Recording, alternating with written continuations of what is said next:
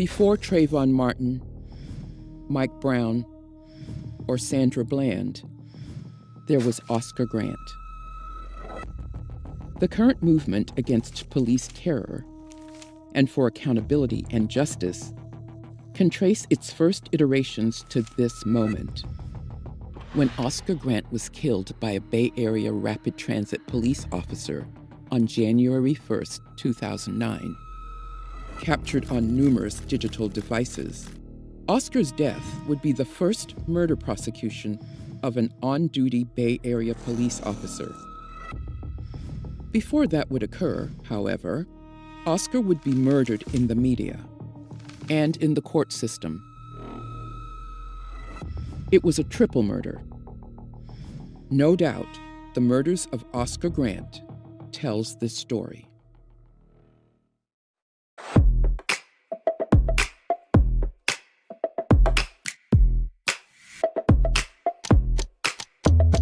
"'Tis woman's strongest vindication for speaking that the world needs to hear her voice." Anna Julia Cooper wrote those words in 1892. You would think she's speaking about today. White supremacy and patriarchy, by definition, belittles and ignores the voices of Black women. Some of Us Are Brave, a Black woman's radio program, was a corrective to that, centering and airing the voices, views, and experiences of Black women, documenting them and capturing moments in time. The program aired on Pacifica Radio for almost a decade. Many of those voices have been preserved here, and Some of Us Are Brave, interviews and conversations with sisters on life, art, and struggle. Edited by Thandisizwe Chimurenga.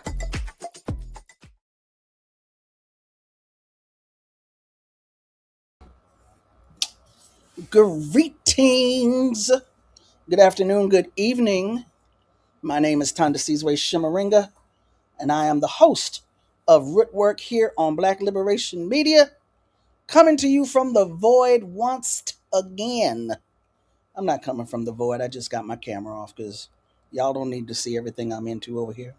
But I hope you are enjoying your Sunday afternoon, your Sunday evening. We are still in Black August. We are still studying and still struggling. And we are continuing with our readings from Stand Up, Struggle Forward by Sanyika Shakur, formerly known as Monster Kody, and The War Before by Safiya Bukhari. We've got today and next Sunday. We were doing these all throughout the month of August, Black August, every Sunday. Now, Black August, quote unquote, will be ending by next week, but we are going to continue what we have started. Black August is that time where we recommit. We should already be struggling. We should already be studying. We should already be engaged in collective study. But it don't start and end in Black August. We just recommit and redouble our efforts during Black August. So we're going to finish these works for however long it takes. I am committed to doing that. My commitment begins here in Black August. And besides, once we get into September, we can't ignore what September means coming out of Black August.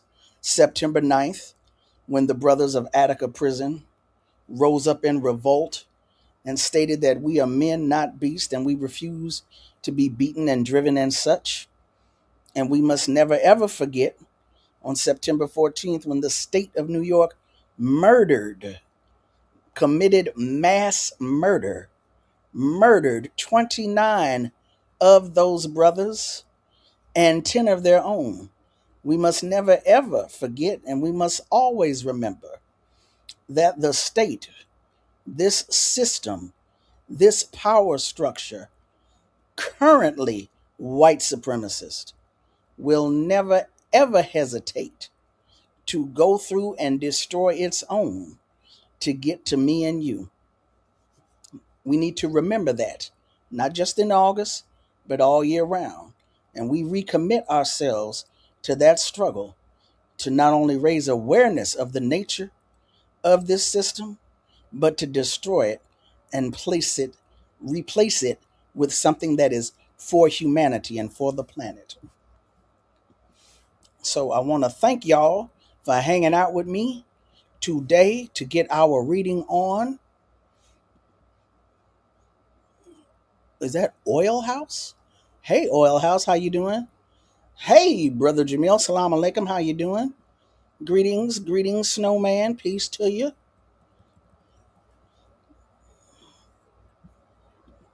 I'm here bearing witness on H2326. I love your passion for African people and what you do for us. Well, thank you, thank you, thank you, thank you.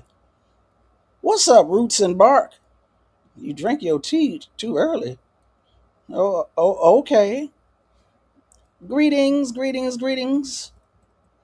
Did somebody just thank you? Somebody just gave up the money and I ain't even started reading yet. That's what I'm talking about.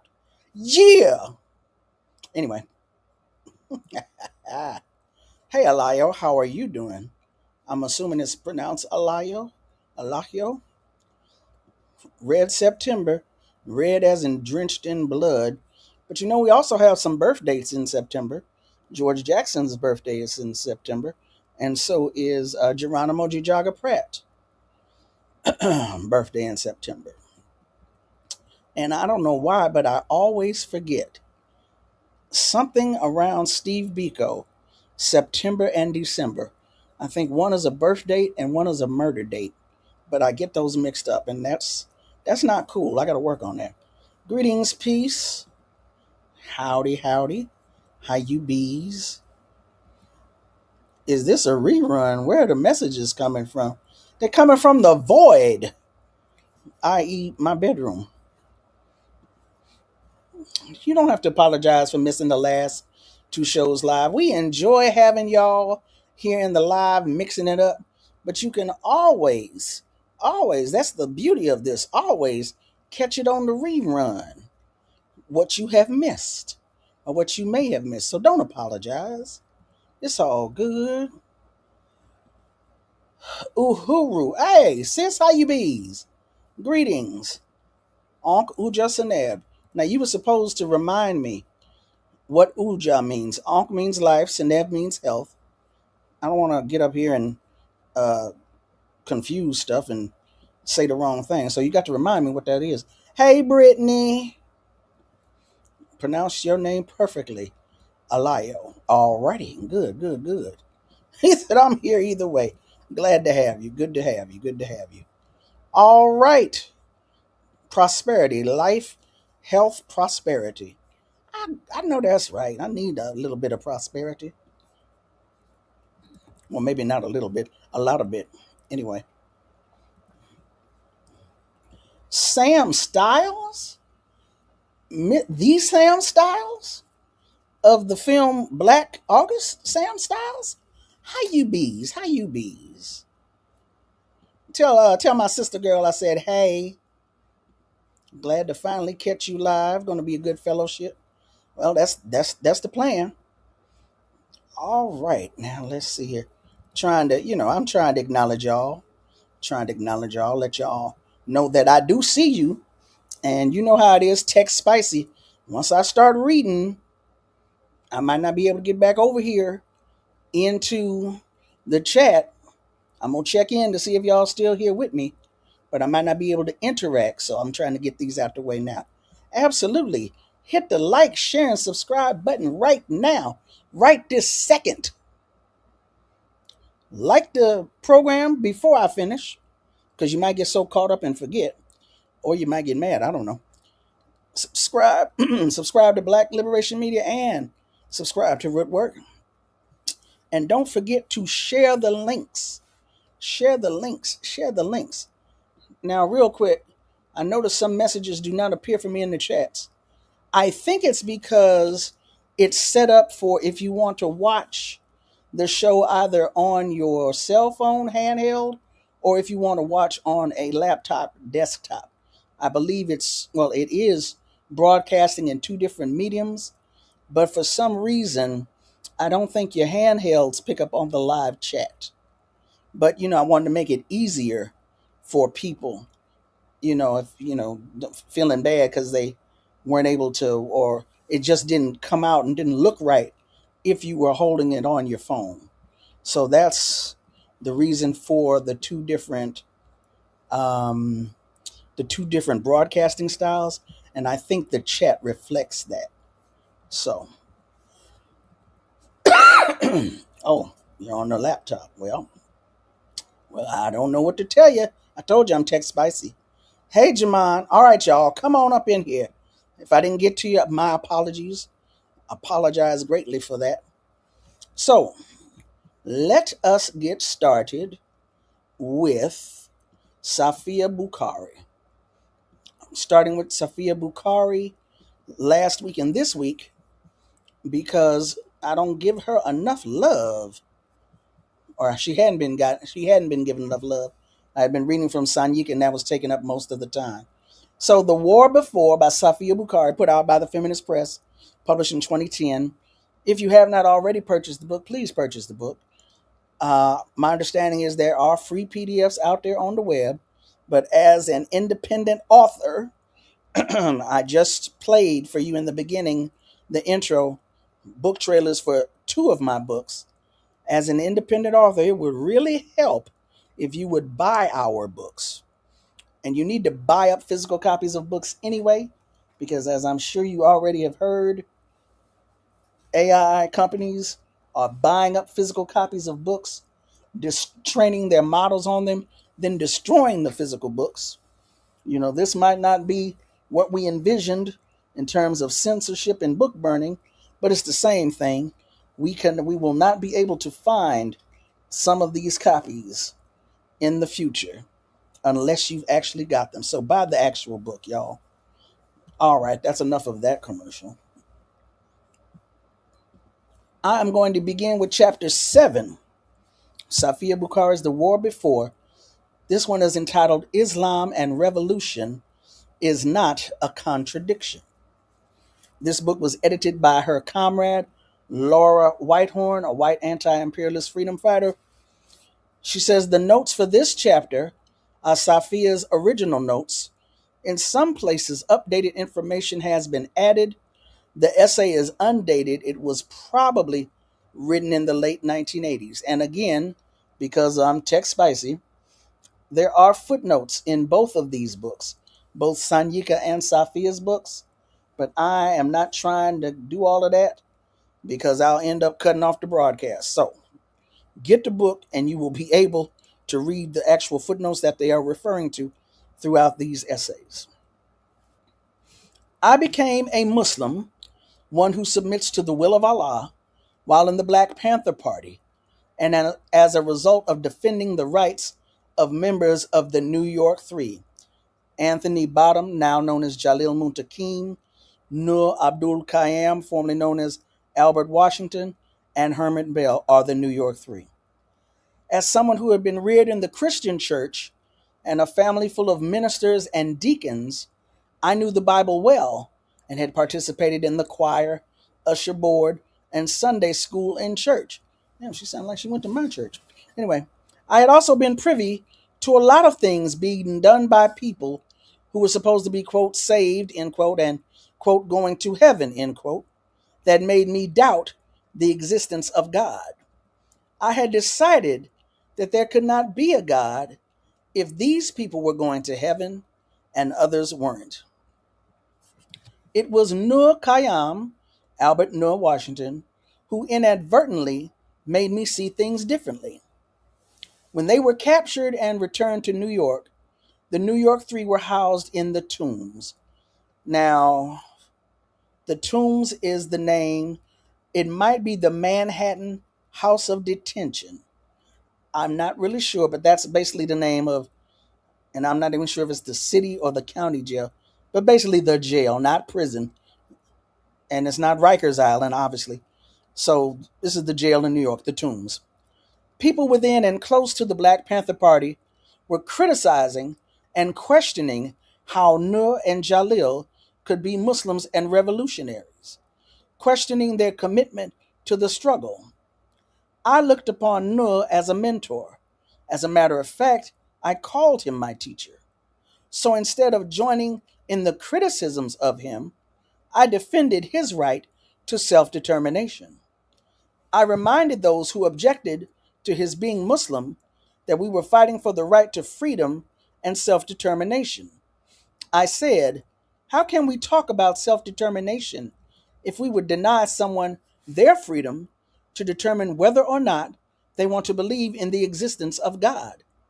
The debate became hotter and hotter, and to shore up my position, I decided to study the religion for myself.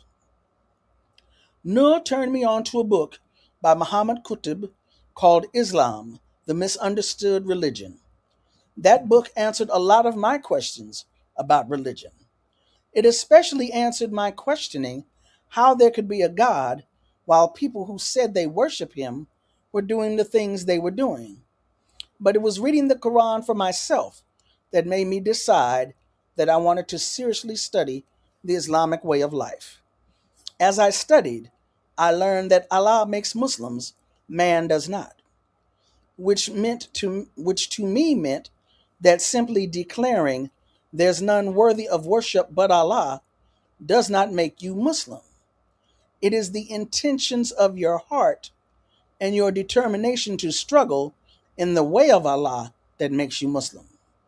I read Surah 2, ayats 190 through 93, where Muslims are admonished to fight in the cause of God those who fight you, and fight them on until there is no more tumult or oppression. For tumult and oppression is worse than slaughter. So in 1971, in Sankore Masjid in Greenhaven Correctional Facility at Stormville, New York, I declared Shahada, testified faith, and determined that I would strive to stay and struggle in the straight way. I want to stop here real quick. I do not know the name of the imam under which Safiya studied, but somewhere out there in the world, it might be in Yuri Kochiyama's, for lack of a better word, things. I don't want to call it an archive. Uh, I'm sure she has an archive, but you know what I mean. It might be out there in those things publicly identifiable with Yuri Kochiyama. There's a photograph of Yuri Kochiyama and Safiya Bukhari with their heads covered. I do believe Yuri Kochiyama also took Shahada, a declaration of faith. I know that she studied under an imam in New York, and I know that she and Safiya were good friends from way back in the day. As a matter of fact, tomorrow is the anniversary of Safiya's passing, and at 4 o'clock tomorrow, 4 o'clock Los Angeles time, that's just 7 p.m. East Coast time, I'm not going to be doing a live Rootwork. I'm just going to be replaying when Yuri spoke in Los Angeles at a memorial that we had for Safiya Bukhari. So be on the lookout for that also. So, yeah, just wanted to throw that out there. Okay. Prior to becoming Muslim, I ate whatever I felt like eating, had the foulest mouth in town, and had no qualms about exercising my authority over others. Even after becoming Muslim, I still had something of a, quote, God complex, end quote. I had a tendency to demand that people live up to my standards for their life. And if they didn't, I relegated them to the back seat of life. There was no gray in anything, only black or white. There were no excuses for not living up to my expectations. I was the judge, jury, and executioner. I had learned that there indeed was a God, and Allah, here we go, Subhanahu wa ta'ala, glorious and exalted, was He, but I had not learned temperance, compassion, or forgiveness. Then, on January 25th, 1975, while a member of the Amistad Collective of the Black Liberation Army, I was involved in a shootout in Norfolk, Virginia. One of my comrades was killed, another was shot, and I was captured. My bail was set at $1 million on each of 5 counts. And on one of the counts, I was facing the electric chair. While the shootout was occurring and the capture was going down, I was on autopilot. I didn't have time to think, only to react. But when I finally had time to reflect, what kept going through my mind were all the things I had read in the Quran about the intentions of the heart and how, if those were correct, Allah would allow you to be victorious. I began to question Allah. Why? Why did you allow this to happen to me? Over the next 2 months, while awaiting trial in the Norfolk City Jail, while making salat prayer 5 times a day, while being kept in solitary confinement in the Bama cells, I have no idea what that is, but there's a note, I repeatedly posed this question. Finally, the answer began to come to me. Think ye because you say I believe, that you will not be tested in your belief? Even though I was having these conversations with God about why he was allowing this to happen to me, notice I was still wondering why me, I was not afraid. I still recognized that Allah was God, and as long as he was with me, I was not alone. My political convictions vis-a-vis the Black Panther Party and Black Liberation Army, my citizenship in the Republic of New Africa, and the struggle for freedom and self-determination were as strong as ever, maybe even stronger, because I had just seen firsthand what the state would do to a slave who dared to rebel. My belief in Islam as a way of life was becoming more solidified also. On the one hand, I was faced with revolutionaries who had problems with my being Muslim. On the other hand, I was being told by Muslims that in order to receive support from them, I had to denounce the Black Liberation Movement and my co-defendant who was not Muslim. All this was happening while I was in jail awaiting trial on a capital case.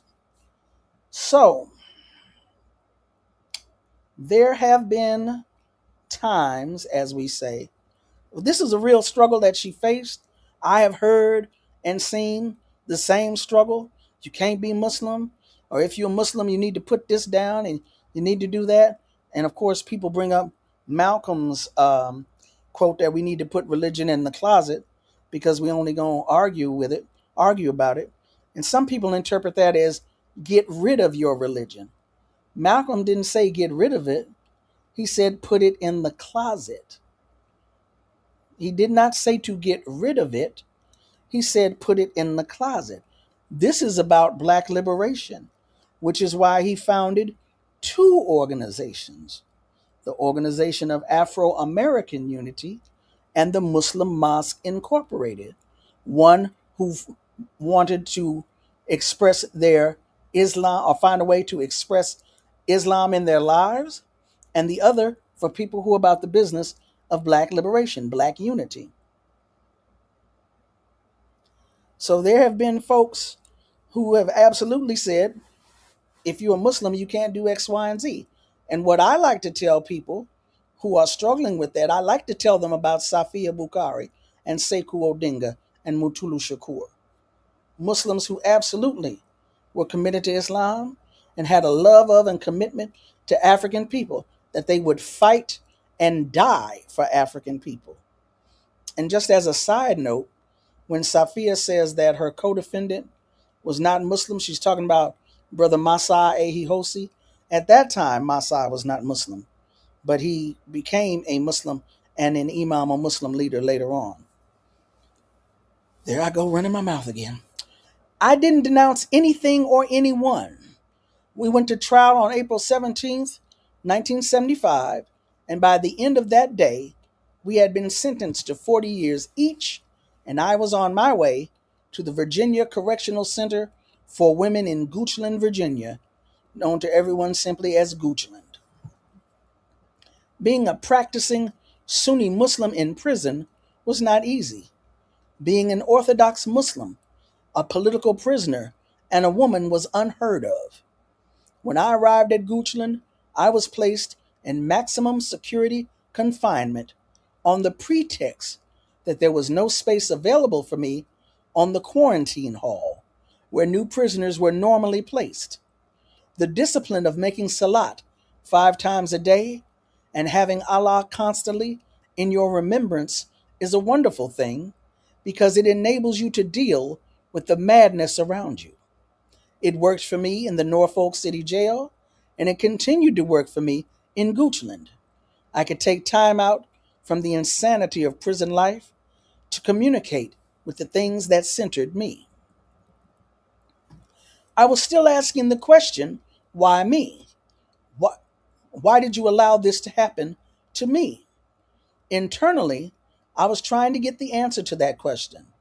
Externally, I was preparing myself for the struggle to maintain my political integrity while incarcerated in Goochland. I knew that the stated reason for housing me in the maximum security segregation unit was a lie because I had been in an empty cell on quarantine hall before I was brought to segregation. I asked for the rules of the institution and found that the only reason someone could be placed in this unit was for a violation of the rules of the Department of Corrections or the institution. I had violated neither. I told them that if at the end of the 21-day quarantine period I was not out of segregation, I would begin a suit against them for discrimination based on political beliefs and affiliations. I then settled back to wait out the 21 days. It was during the 21 days that my spiritual understanding began to kick in. One day the message came to me, quote, stand still and know that I am God, end quote. It kept reverberating through my head, quote, I am omnipotent and omnipresent, end of quote. I didn't have books or anything else in my cell, so I had to wrestle with this on my own. This was strictly between me and Allah.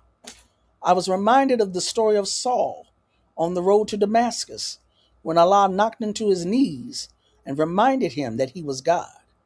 I was reminded that I couldn't just declare there is no God but God and go on my merry way. That more is required of me. How y'all doing? How y'all doing? Y'all all right over there? Am I coming through?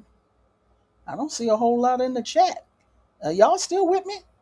Somebody send me a black fist or a peace sign. Let me know. Is it still working? What is that? Done and none. What are you doing? Hey, Amel Carr, the one that be talking slick and greasy. I'm just messing with you. I'm just messing with you. Amel Carr. Amel Carr is a wonderful human being. Don't y'all be trying to start no mess now. All right. I see that y'all still with me. Over the next 2 years, both my political and my spiritual beliefs were to be tried by fire. In addition to being in prison with a 40-year sentence, I was also in constant pain from fibroid tumors. During my sojourn in the city jail awaiting trial, I had repeatedly been denied medical care. I had been told that I would be taken care of when I arrived in the state system. During my initial examination upon arrival, a doctor told me the tumors were the size of oranges and asked me how long my sentence was. I told him 40 years. He told me to come back to see him in 10, which is outrageous. I talked, if not last week, the week before, about Safiya and fibroid tumors and how I did not know at the time that that's the reason why she had escaped from prison, was to seek health care from because she would be bleeding so excessively during her menstrual cycle. A doctor telling you to come back in 10 years is outrageous and unacceptable, but it's acceptable in these prisons. Anyway, I had learned to incorporate Allah into every facet of my life, so I turned to Allah for guidance on this. My answer was, quote, "You go as far as you can in fighting this battle for medical treatment, and I will handle the rest," end of quote. So I followed the prison's rules. I filed a grievance. In response, I was told that the lack of medical treatment constituted a difference of opinion between myself and the doctor on whether treatment was needed at this point. Got to jump in here again. This is an example from prison, but of course, thanks to social media, we have everything is more amplified now. We're in corners where we hadn't been before. Things have been brought to light and been amplified more than they had before. The discussion around whether or not black women are believed, or black people in general, but when black women are believed, when we say to doctors what is going on with us, I've seen more and more discussion of that in the last 5 to 10 years than I've ever heard in my life.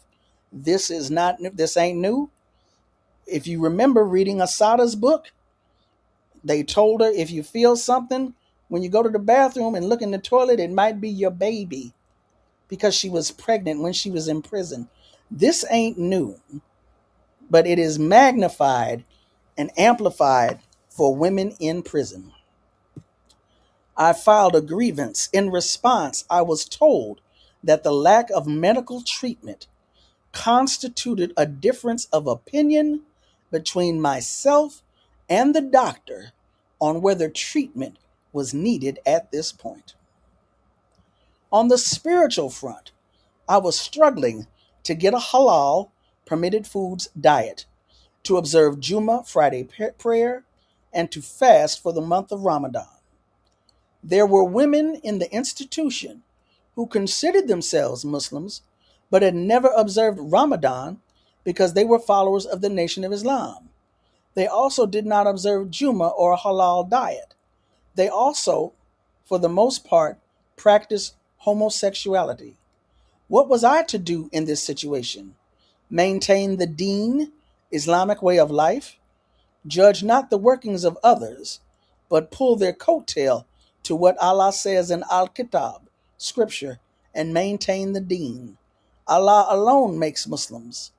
I informed the institution of the requirements in practicing Islam, and I continue to do what was required of me. Here's another side note for you. Just as there have been some people in the Black liberation movement who said, hey, you can't be a Muslim, or you can't be spiritual, or you can't be in a religion and be part of Black liberation. And just like you have Muslims who say, hey, you can't be Muslim and be part of Black liberation, there are Muslims who say that the Nation of Islam are not real Muslims and that is not real Islam. That is not my struggle. That is not my fight. There are others who bear the scars of those battles and who are more equipped than I am to fight it. Moving right along. The first year I observed Ramadan in my cell, I was not allowed to have any meals after sundown or prior to sunrise. I purchased necessities from the commissary, and as the women in the institution observed my practice, they began to make things available to me. The next year, the institution made arrangements for me to observe Ramadan. It's extremely hard to maintain your principles, politics, and beliefs when all around you others are compromising and giving in to temptations. I watched as women who came into the institution at the same time I did, who had never been involved in relationships with women before, began to get involved. I too might have succumbed if it had not been for the mercy of Allah. I don't know what that means, mercy. Anyway, one of the things that hit me strongest when I submitted myself to the will of Allah was the knowledge that Allah is all-knowing, omnipotent, and omnipresent. Those were not just words for me, not just ritualistic sayings. It was and is a belief that is part of my core.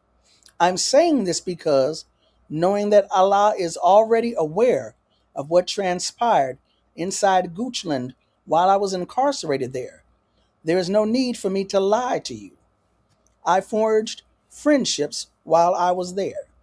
I was tempted to form a homosexual relationship, but Allah is merciful, and the temptation was only a brief one. I had never been in prison before. I had never been alone so far from home. I was alone without a support mechanism. In my darkest hour of despair, Allah quickly let me know that I was not alone. I was never tempted again in that manner. I can truly say there, but for the grace of Allah go I. 2 years after entering Goochland, I escaped.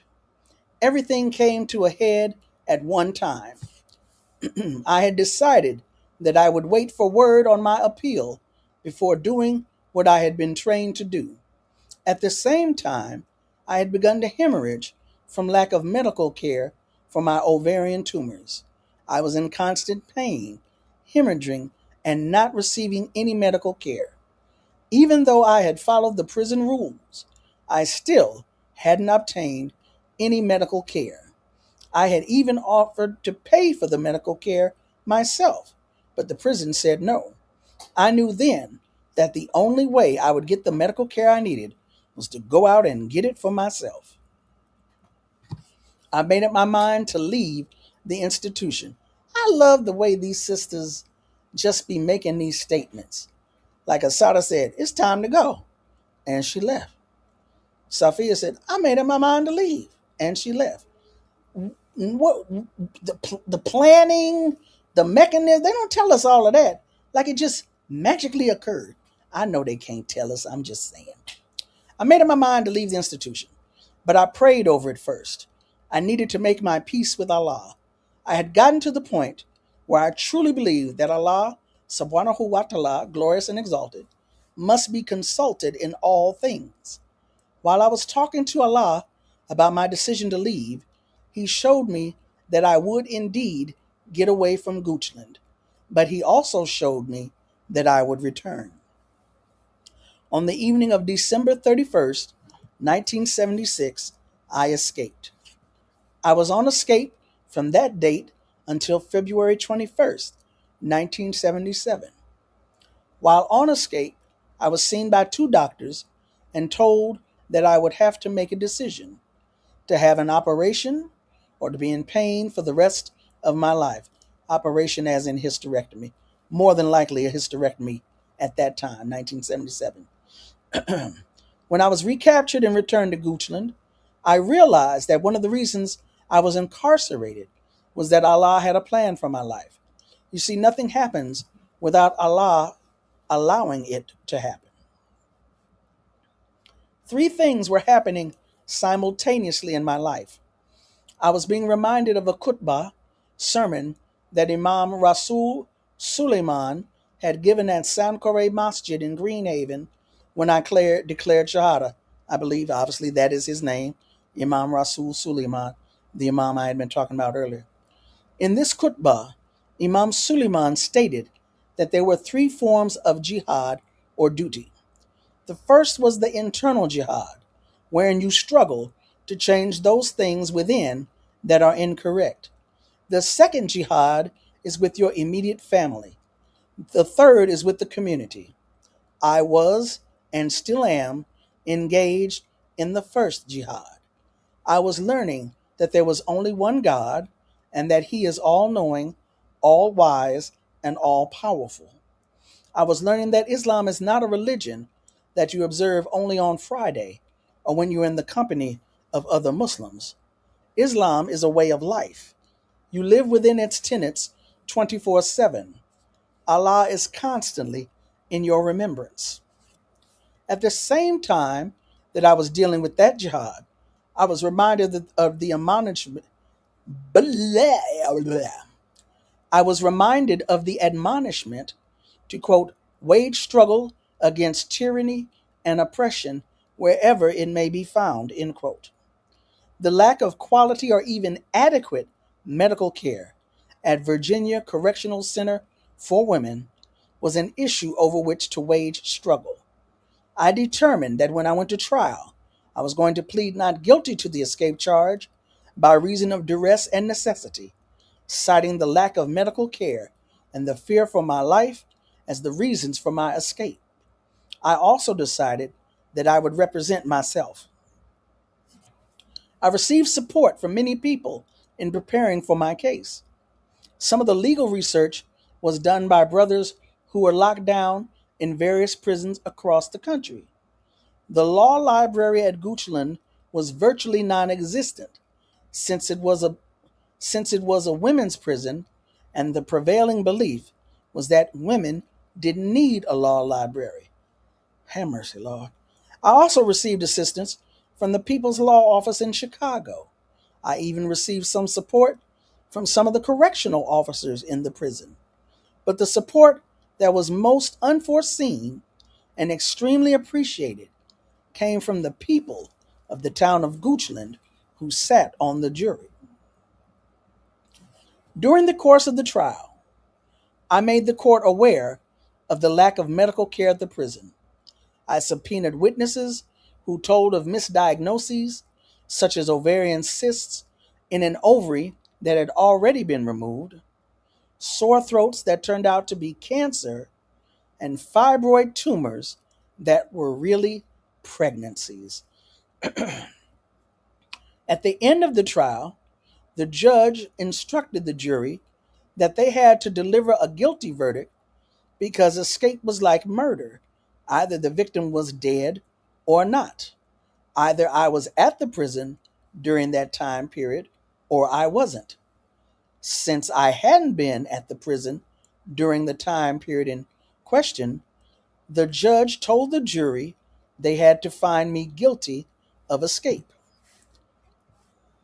The jury stayed out for a couple of hours.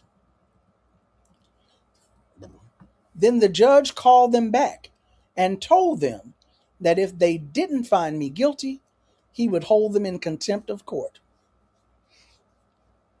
What does that sound like to y'all? Anyway, they found me guilty, but sentenced me to only a year, not the 5 years they could have given me.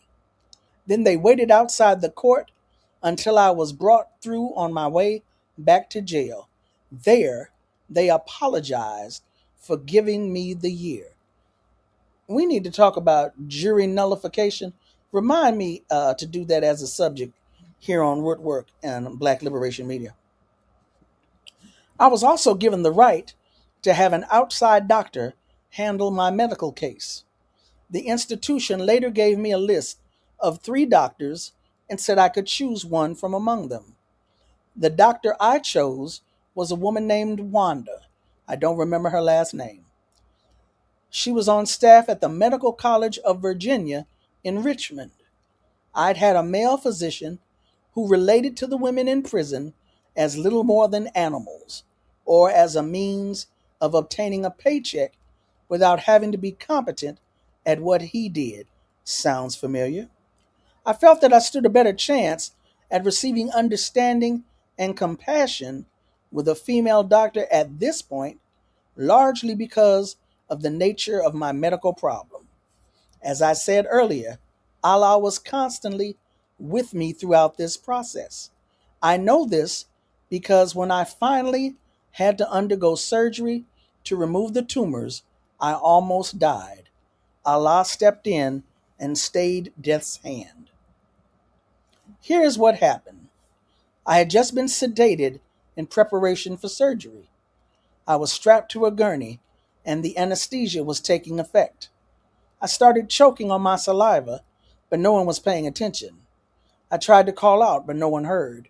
I tried to signal and could not get anyone's attention. Then, from somewhere in the depth of my being, Allah gave me the strength to rise up against the straps that were holding me down. When the attendants saw what was going on, they rushed over and assisted me. I spent more than 9 hours in surgery. Later, when I came to, Wanda was still there, waiting to talk with me. I had asked her, before I went into surgery, to do what she could to save as much as possible. I wanted to have more children. When I awoke, she told me that the internal situation was so damaged that the only thing she could save was one ovary. I couldn't help but believe that if I had been given the medical treatment I needed in a timely fashion, this could have been avoided. But I was thankful for Wanda's ability to save the one ovary. There was one more thing I had to learn as a Muslim and as a revolutionary.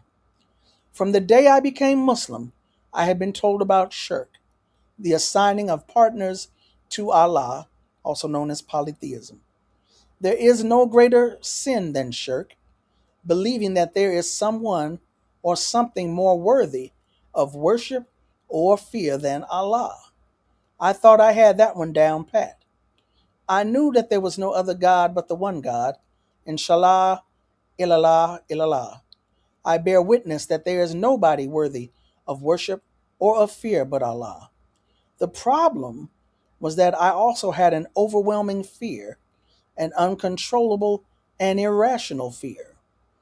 This fear superseded and overshadowed even my faith in Allah. What could that be, you ask? I was scared beyond reason of snakes. I keep going back to my capture in Norfolk and the things that went through my mind then. I knew I was facing the death penalty. For 30 days, this hung over my head. That didn't worry me. I was alone in a hostile environment. That didn't worry me. What worried me was how I would handle it if they attempted to use my fear of snakes to obtain information about my comrades and activities in the Black Panther Party or Black Liberation Army. I didn't know how I would stand up to that kind of interrogation. I knew how real my fear was. Was that, was it Animal Farm? See, y'all got to forgive me. I'm the memory. It was, what's the guy's name who, I don't even remember the guy's name who wrote Animal Farm. Lord have mercy, my memory. Anyway, what's the book and the guy who wrote it? Whatever that, there's a room that they take you to. And what's in the room is your biggest fear. So if your fear is snakes, it's a snake in that room. If your fear is water, it's a pool in the room. Y'all know what I'm talking about. Help a sister out. Anyway, I never thought about that kind of fear being shirk. I had never actually come face to face with a live snake before. I had seen pictures of snakes in books and had nightmares. I had seen pictures of snakes on television and had nightmares. I had even heard my mother and grandparents talk about snakes and had nightmares. My fear was all consuming. Prior to my arrest, I had seen the movie Thomasina and Bushrod. One scene in that picture showed one of the co-conspirators being dangled over a hole full of snakes to induce him to give information to help capture two black bank robbers. After he gave the information, he was still dropped into the hole with the snakes. I can still hear his screams. This movie made my fear even more real. After I was brought back from escape, I was again taken to the maximum security unit at the prison and placed in isolation. I was kept in this building in isolation and segregation for 3 years and 7 months.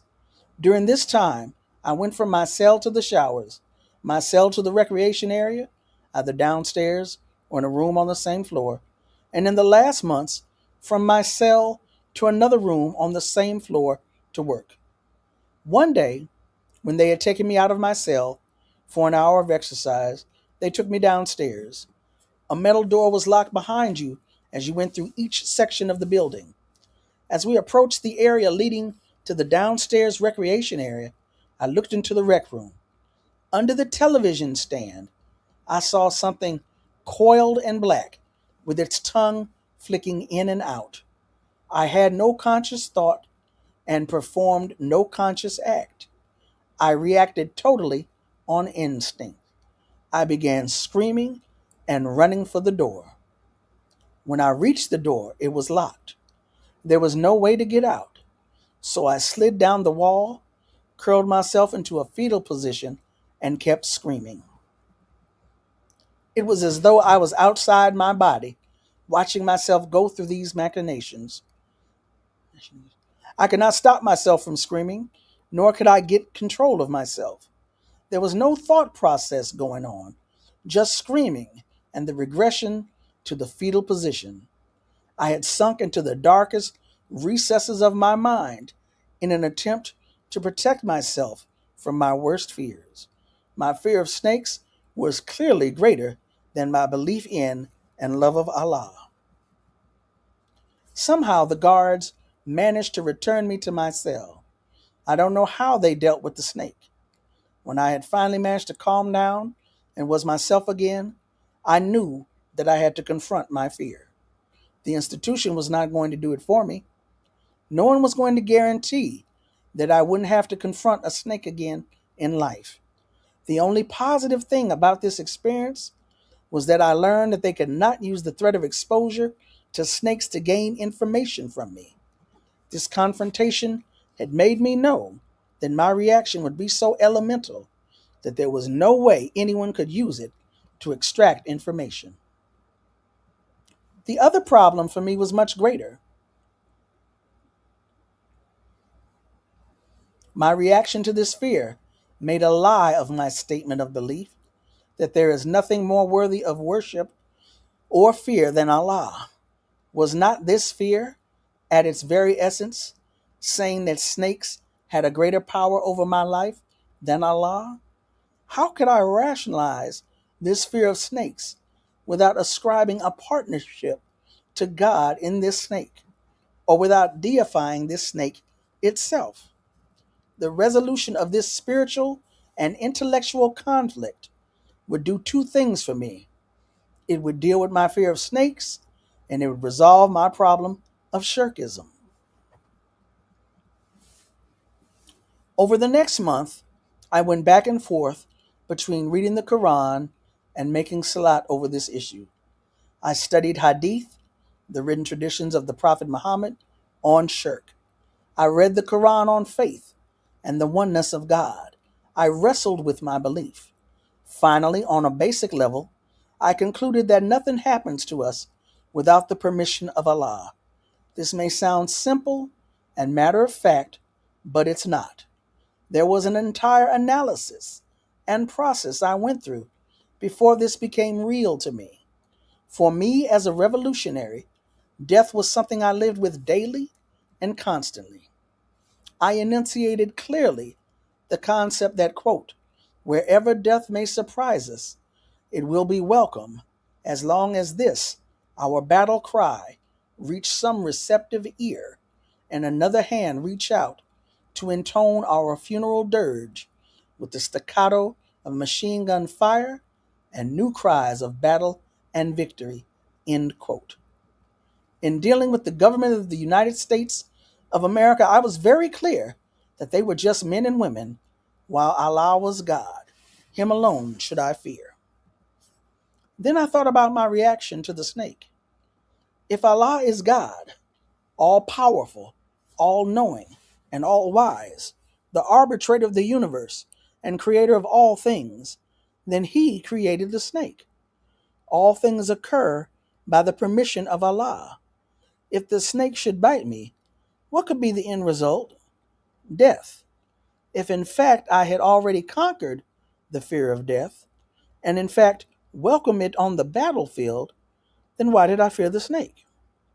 After death, there is the judgment, the day of requital. The day, is it requital or requital?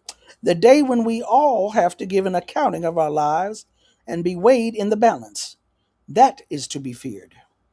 The day when Allah will look into your heart and determine whether your good outweighs your bad. Shirk, ascribing a partner to Allah, believing that anything or anyone other than Allah is worthy of worship or fear, is a sin. The first pillar of Islam is to believe in the oneness of God. You can't be one and also have a partner. 1 and 1 equals 2. This undermines the fundamental pillar of Islam.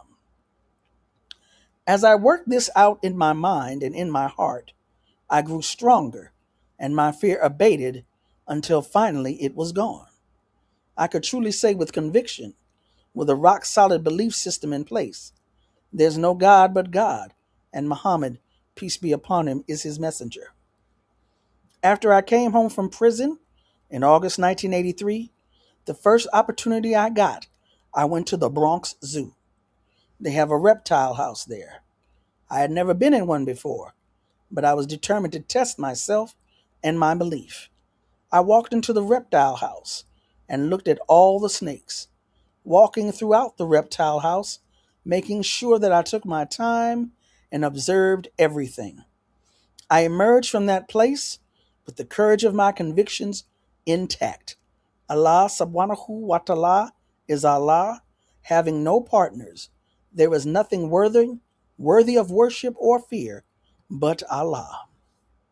Now I can answer the question, why me?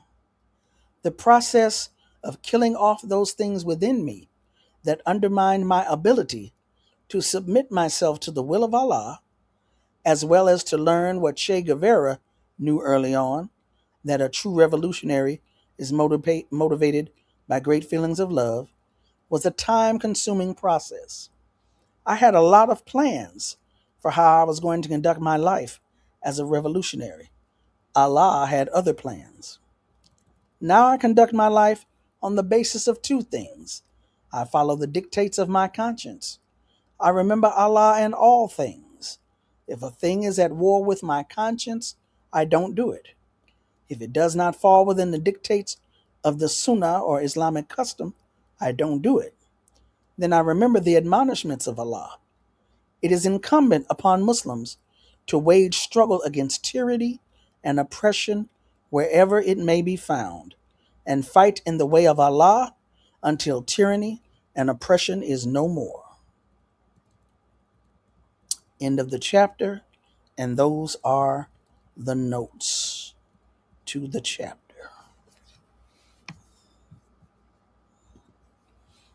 Y'all all right? Y'all okay? Y'all good? Now, I wanted to say something real quick. The editor, Laura Whitehorn, thinks that this essay may have originally been written in the 80s. It's undated. And her Safiya's comments about homosexuality, as you can tell, even that language, the more popular term is same sex, right? So this was written at a particular time.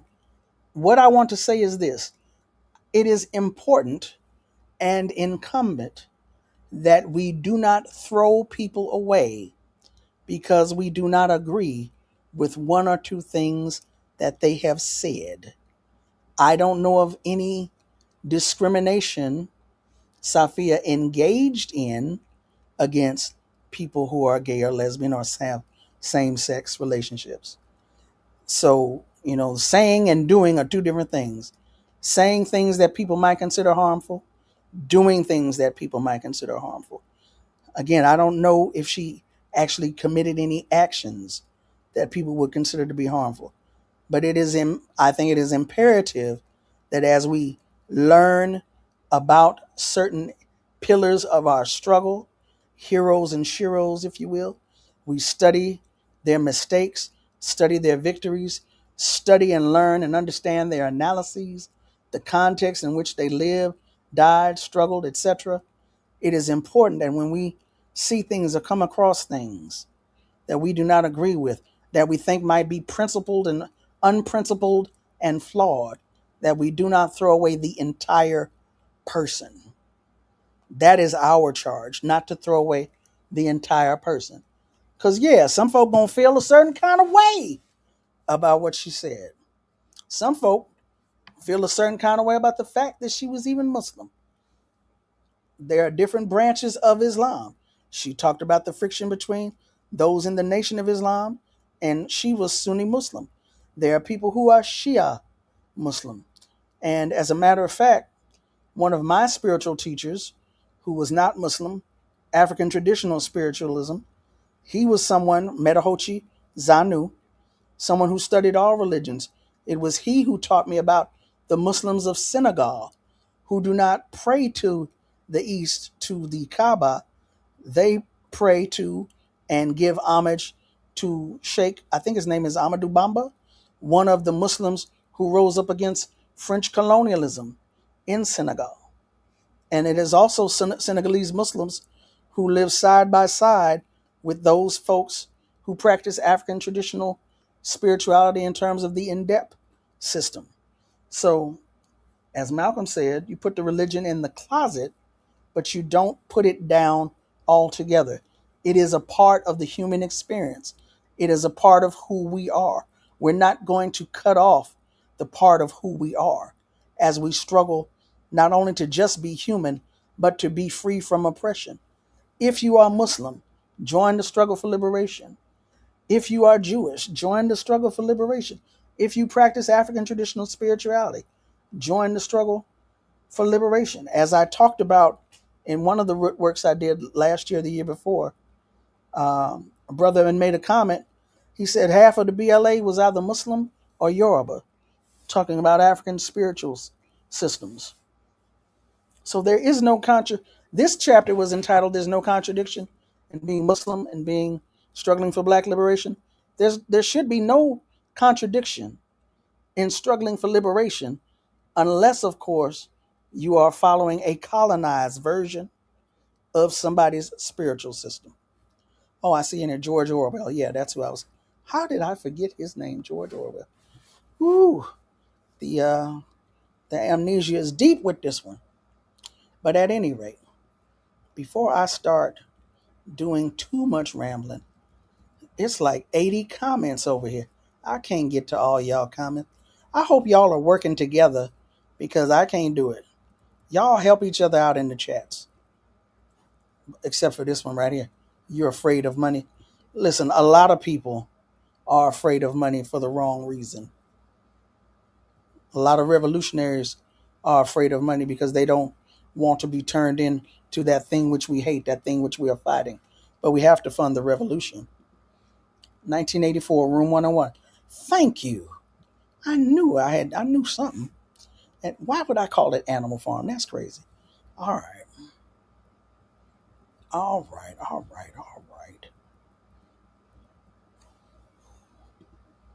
You are welcome, comrade.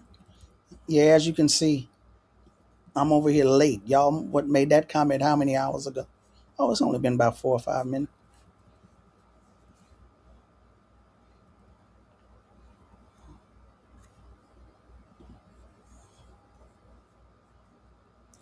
We have to be clear about all of our privileges, even as the marginalized people. We all have room to grow, absolutely. And this applies to those of us who are triple binded. Yes. Let's see.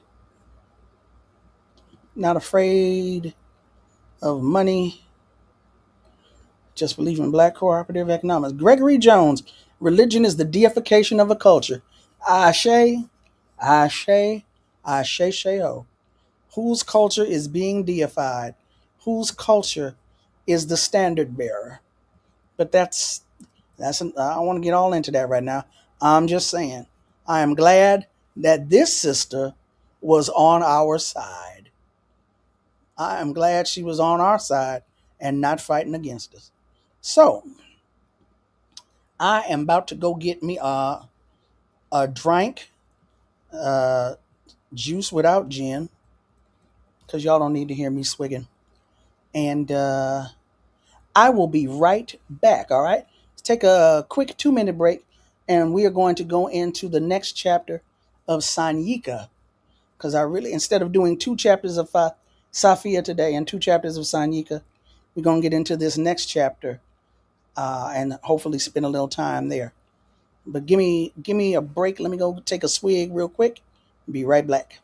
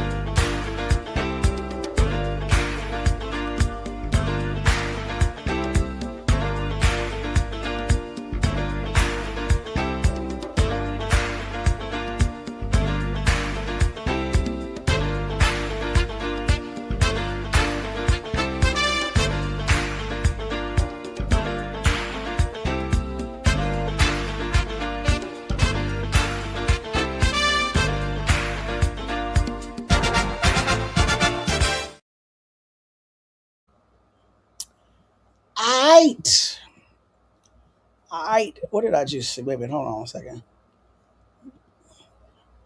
A measured dose of alcohol, to be honest. You'll take a swig for those who can't. Really? Really, Zen? Really? I don't know if they're going to appreciate that or not. But at any rate,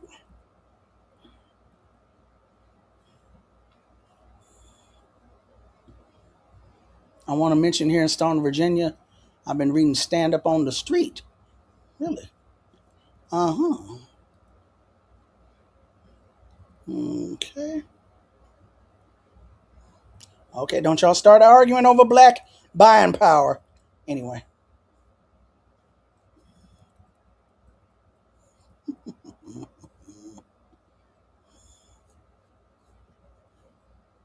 Two F's. How you been? Ain't seen you in a minute. We seem to have forgotten everything we learned about revolution. It's about the people. Ashe. Ashe. Oh.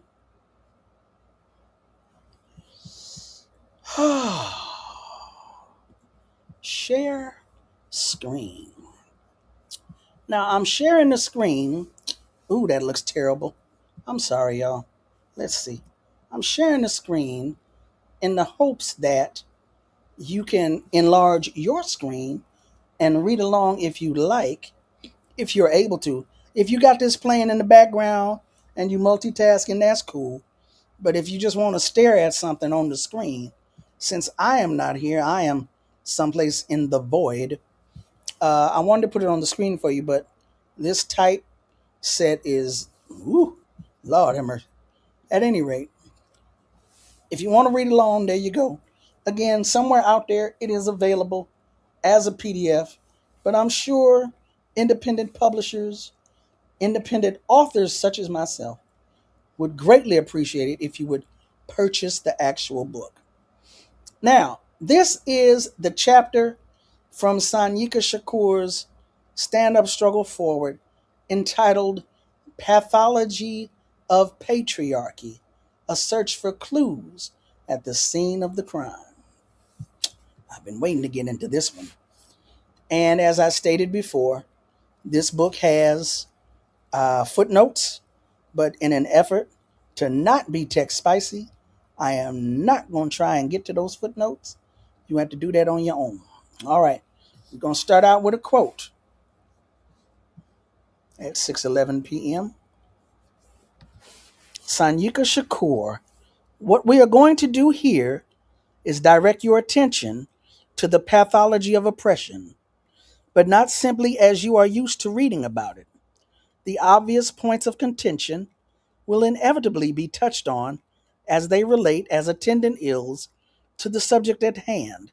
However, we will try to keep our focus and your attention framed on the issue in play. Please bear with us as we move along to connect the dots.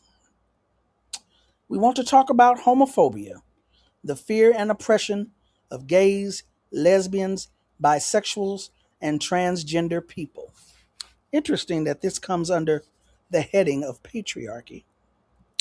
And we want to discuss this because as revolutionaries, it is our duty to deal with all socio-economic and political phenomena that engages our reality, past, present, and future.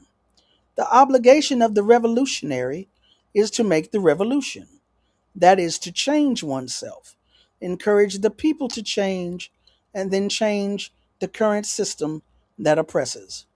Of course, it would be ideal if in 2012, remember this book came out in 2013, it would be ideal if we didn't have to even deal with this matter.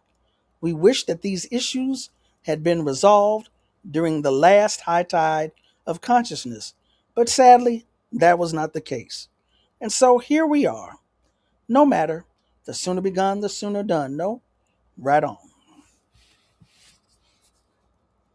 We are learning as we go to recognize, overstand, isolate, and deal with maladies as they arise, but have just begun to tie all these into the oppressive matrix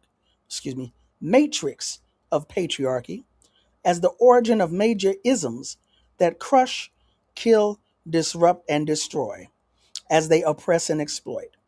It's unfortunate, but we're having to start from scratch every it's yeah, it's unfortunate, but we're having to start from scratch every 30 or 40 years because we lack a continuity of consciousness in our struggle against capitalist imperialism.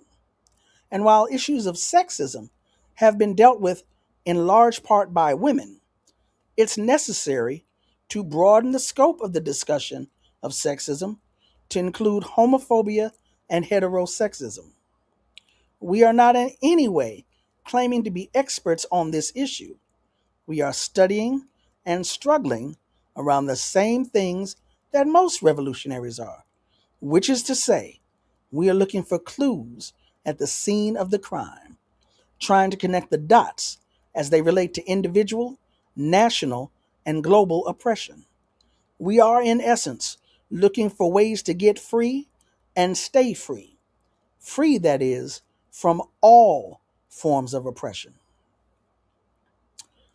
Here's the thing: if people are being oppressed because of who they naturally are, and we know this to be true, which may not fit into a patriarchal gender box, then this is due to a sex or gender issue. So we feel this still covers sexism. In other words, that patriarchy, male dominated systems of oppression, create categories for people to fit into in order to exploit and oppress. Therefore, so called genders then become classes. A class of men, the dominant, masculine, violent, God, Father, King, President, Boss, etc., and a class of women, the dominated, feminine, passive, Holy Ghost, homemaker, whore, etc. Oppression by sex is the oldest form of oppression on the planet, older than institutionalized theocracies like Judaism, Christianity, and Islam. Theocratic regimes institutionalized male dominant systems of oppression through laws, state bureaucracies, and social relations. In fact, men deal with women and children as they did livestock. Quote, nowhere is patriarchy's iron fist as naked as in the oppression of animals, which serves as the model and training ground for all other forms of oppression. Pathological progression of patriarchy. P3, or three Ps. Why is it necessary to speak about patriarchy if we are discussing homophobia? And why begin with the oppression of women and children if this is about oppression of gender outlaws? Well, what we have to do is a bit of excavation, some radical anthropology, if you will, because the fact of the matter is, we know that things don't fall from the sky or magically appear out of thin air. That's like his favorite saying, things don't fall from the sky. We are looking for connections, contradictions, and from these we'll be rewarded with the truth of origins and the internal dynamics in the life process of the thing. The quote, thing, unquote, in this particular study is oppression as manifested through the system of patriarchy, which we contend is the origin of a vast array of other forms of oppression, which is precisely why we brought in the domestication of animals. We are learning that the same techniques used to domesticate animals were also used in the colonization of women and children, and eventually every culture they encountered. Breeding, birth control, castration, segregation, exploitation, and mass murder were methods learned first on animals and then on humans. And there was always a symbiotic relationship of know how used between the two areas of domestication, including their mass killing for capitalist markets and the mass production of commodities, such as cars, in the development of capitalist industry. And we go to a quote. In his autobiography, My Life and Work, published in 1922, Henry Ford revealed that his inspiration for assembly line production came from a visit he made as a young man to a Chicago slaughterhouse. I believe that this was the first moving line ever installed, he wrote. The idea of the assembly line came in a general way from the overhead trolley that the Chicago packers use in dressing beef. And as a side note, what is the name of that book? Uh, Journalists, a lot of muckraking investigative journalists point to The Jungle. I believe that's what it's called, The Jungle. But the author is named Upton Sinclair. And he basically went to work in a slaughterhouse. I do believe it was in Chicago. Came out of that experience and wrote a book on it. And it caused, for lack of a better word, quite a stir. The Upton, look up Upton Sinclair. I told y'all my memory is getting shaky. I remember the author's name, Upton Sinclair. Now, if the name of the book is The Jungle, it might not be The Jungle, but it's something. Remember, Google's our friend. Capitalism came out of patriarchy, but we know that it is not exclusive to capitalism. It was a good old boy network before capitalism is recognized to have created modern classes. It was the same good old boy network under Soviet so-called socialism, and it was a good old boy network in the civil rights movement and to a large degree in the black liberation movement. Patriarchy positions itself above all as the reason, the answer, and the solution, all to the detriment of women and children. But that's not all. Patriarchy is a pervasive system of oppression that reaches far and wide into the minds and actions of all. It produces sexism, of course, but more insidiously, it relies upon its victims to perpetuate and promote it. Again, there's no magic involved here. These things are knowable, and it follows that if we can identify, expose, and challenge these things, we can defeat them or be defeated. And should we do nothing, this will most certainly ensure that things get worse. Oftentimes, we miss the boat on understanding the subtle ways we go about reinforcing patriarchal relationships in our daily lives because domination is but one aspect of patriarchy. That's just the obvious aspect of it. Like when conquistadors pushed up in the Inca Empire or the English vamped on India.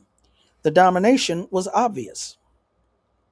But then came the missionaries, the laws, the state, the colonial culture. These caused the second corresponding aspect of patriarchy, dependency. The colonized were made to feel that they'd been chosen as subjects for a great, all-encompassing civilizational leap forward, that the invaders were sent by the Great Father in the sky, who'd sent word to the king, who in turn instructed the invaders to save the heathens from their wretched selves, bring them into the modern world by dint of cannon and bayonet if necessary. Quote, Aristotle maintained that man's domination over animals extended to slaves and women as well, another view that mirrored the political reality of the day, since human slavery and subordination of women were the norm in ancient Greece. In his Politics, Aristotle wrote that such, quote, uncivilized, end quote, people as the neighboring Achaeans, I'm not sure of that word, I'm not familiar with. I'm going to say the Achaeans and the Thracians, I am familiar with that one, quote, are slaves by nature, as the body is to the soul, or as beasts are to men, end quote. Aristotle believed it was as permissible to enslave people who did not possess reason as it was to enslave the common and, for the most part, live at random. Or live at random. Legitimized through longevity. The same patriarchy which first oppressed women after having perfected the methods on animals as inferiors went on to evolve into the Judeo Christian and Islamic institutions and theology. Hold on one second. One second. Institutions and theology that have scorched the planet today. This is why, in every major religion, God is a he or him, father, i.e., male according to gender, the last messenger, prophet, offspring, and the last one God supposedly spoke to. Yep, you guessed it, men. Coincidence? Natural? Not a chance. To make matters worse, as if patriarchy could even be content with one form of oppression, Euro supremacists went a step further than some unseen spirit in the sky. They painted a picture of their God, Father, Son in their image. They, in effect, became the prototype of the Son of God's image and thus placed themselves in the direct lineage from God Himself. Plato, Aristotle's teacher, created the idea of the great chain of being, which formalized the belief of the Greeks that they ranked higher than non Greeks, women, slaves, and of course animals. Quote, medieval Christendom translated Plato's image into a ladder, which had God at the top and European Christian on the highest rung, a position that granted them a divine mandate as God's overseers and stewards to rule over the rest of the ladder below. The idea that European man, flawed and sinful though he might be, occupied a position on earth comparable to God's position in the universe became a central idea in the religious and philosophical thought of Western civilization regarding man's place in nature. Thus, Europeanism had virtually unlimited authority to rule the natural world as, quote, the vice regent and deputy of Almighty God, end quote. And because of this, quote, virtual unlimited authority, end quote, there's a very dark, wretchedly oppressed, and colonized woman in Bombay with a picture of a prototypical European man on her wall, who she believes is the Son of God, her Lord and Savior, who died for her sins. Yet, although he died for her sins, she is still paying a perpetual debt she never owed.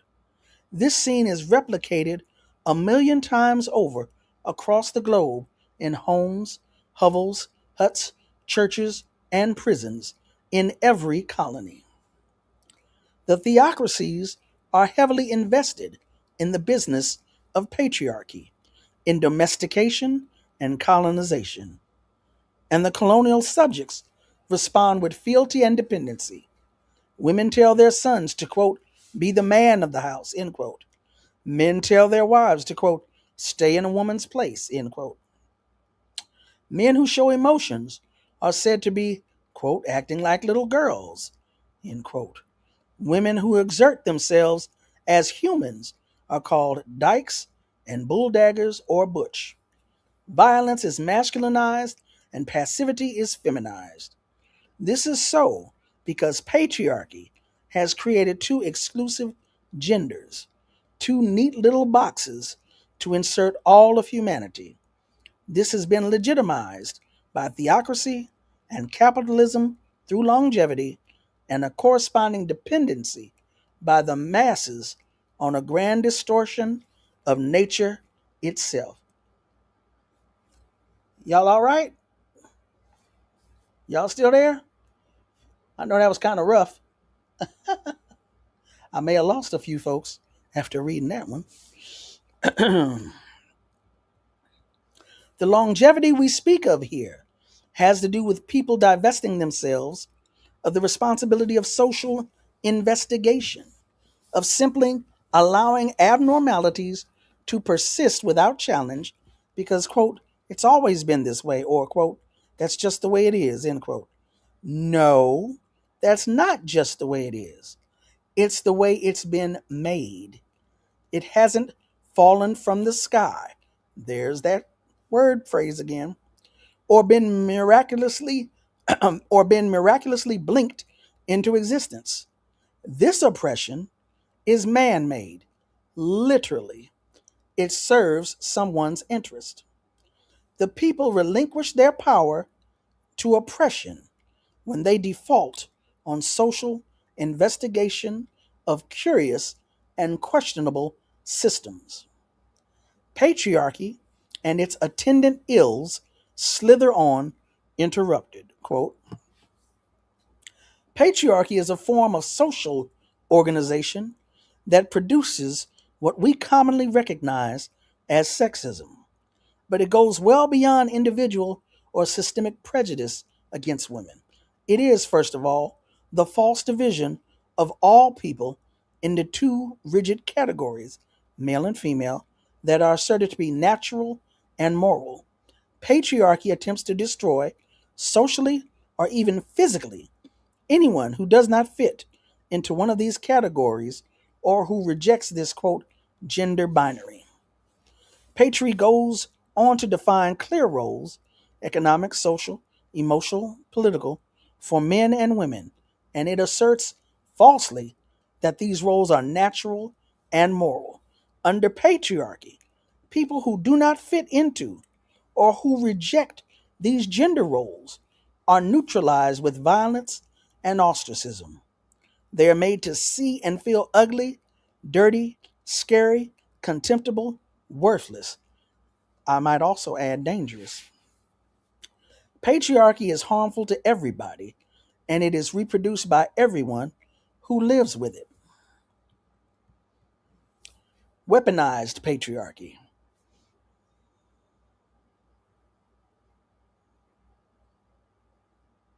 Just checking.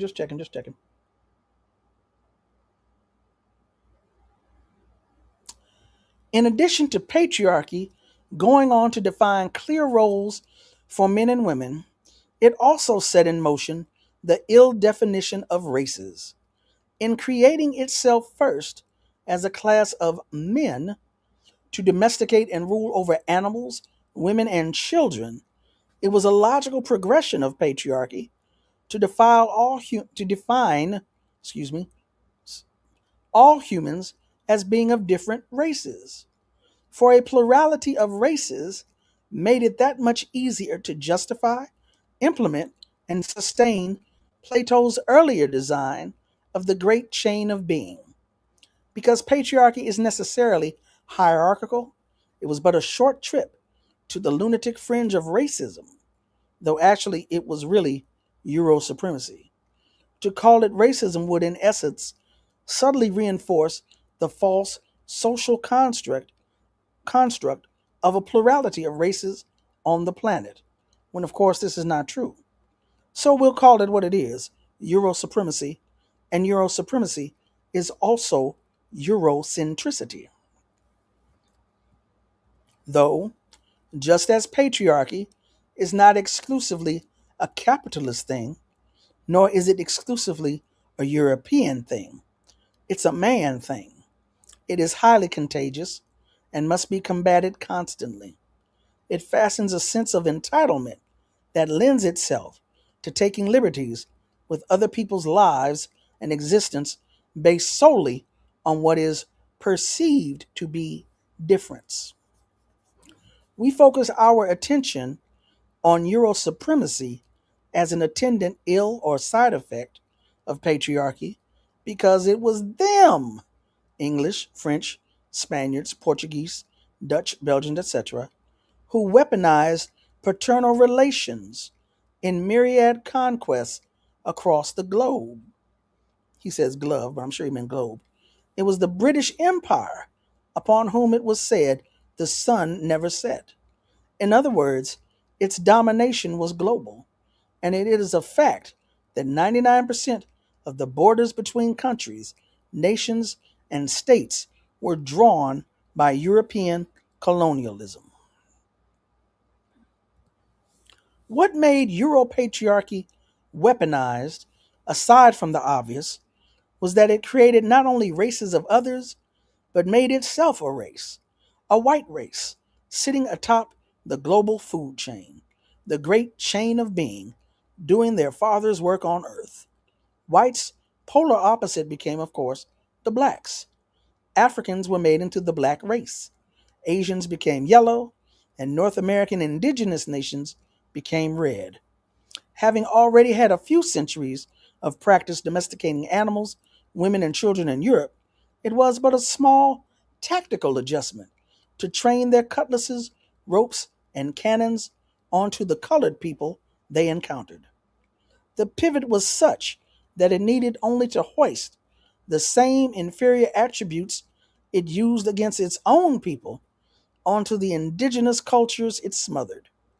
Everyone was demonized and maligned as subhuman, animalistic, heathen, and in need of either elimination, colonization, or paternalism, genocide, oppression, or protection, i.e., dependency. In any event, all encountered cultures had to come under the influence of Eurocentric patriarchy, which is to say the culture of the invaders, the crown, the religion, the laws. Social conditioning and gender placement was in essence the first human test run, the forerunner to genetic engineering. Grand patriarchy. People who do not fit into or who reject these gender roles are neutralized with violence and ostracized.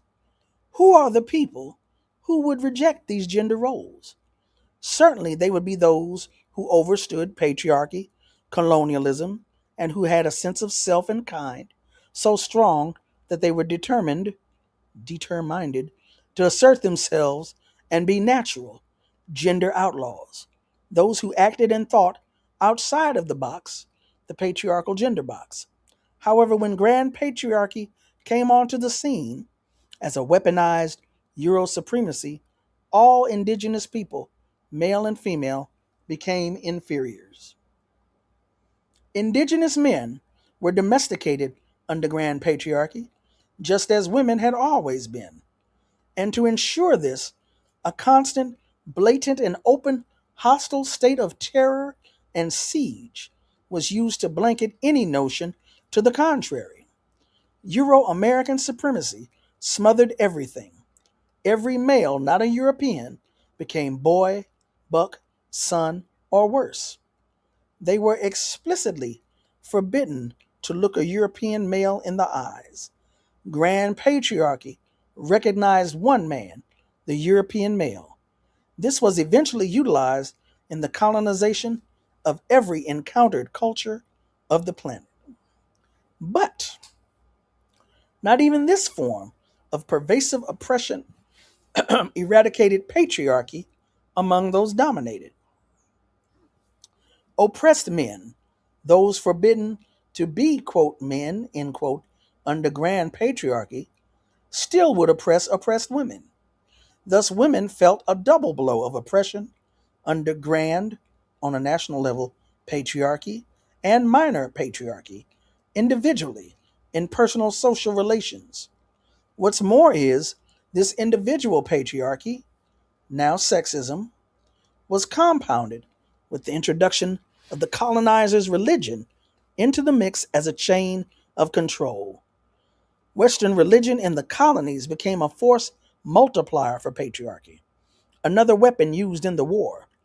Once indigenous men had been taught that this new God had given men dominion over women and children, these fell further down the great chain of being, as created by Plato and reconfigured by Euro-Christians.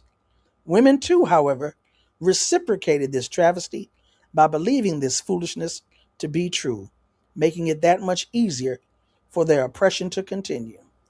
I have always said, If women decided they had had enough, patriarchy would fall within about less than 24 hours, probably, maybe less.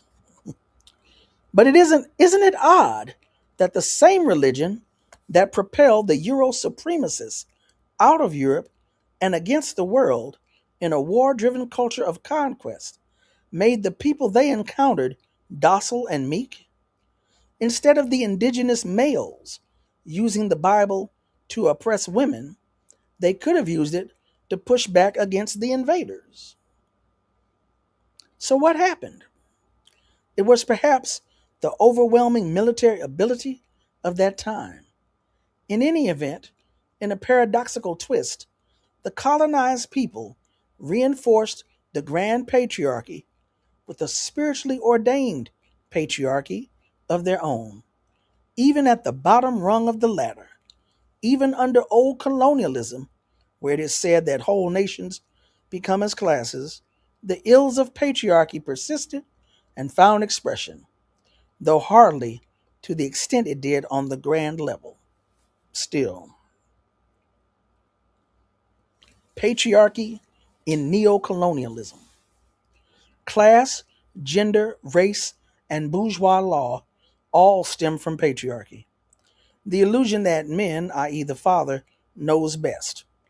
To ensure this doesn't escape anyone, man created religion in his image as well and endowed God with all the human attributes of a brutish man: jealousy, greed, vengeance, indifference, callousness, and authoritarianism. When it's said that, quote, God created man in his image, end quote, it's actually the reverse of that. Man created God in his image. Class, gender, religion, race, and bourgeois law, homophobia and heterosexism too, are all created of patriarchy. These, to look at it in another way, are the walls constructed in the global mansion of patriarchy to keep the Great Father safely sequestered away from those buried under the floor, in the closet, used as domestics, maintenance workers, and beasts of burden. I need to grab another swig, juice without gin, but I'm not going to take no 2 minutes. Hold on 1 second.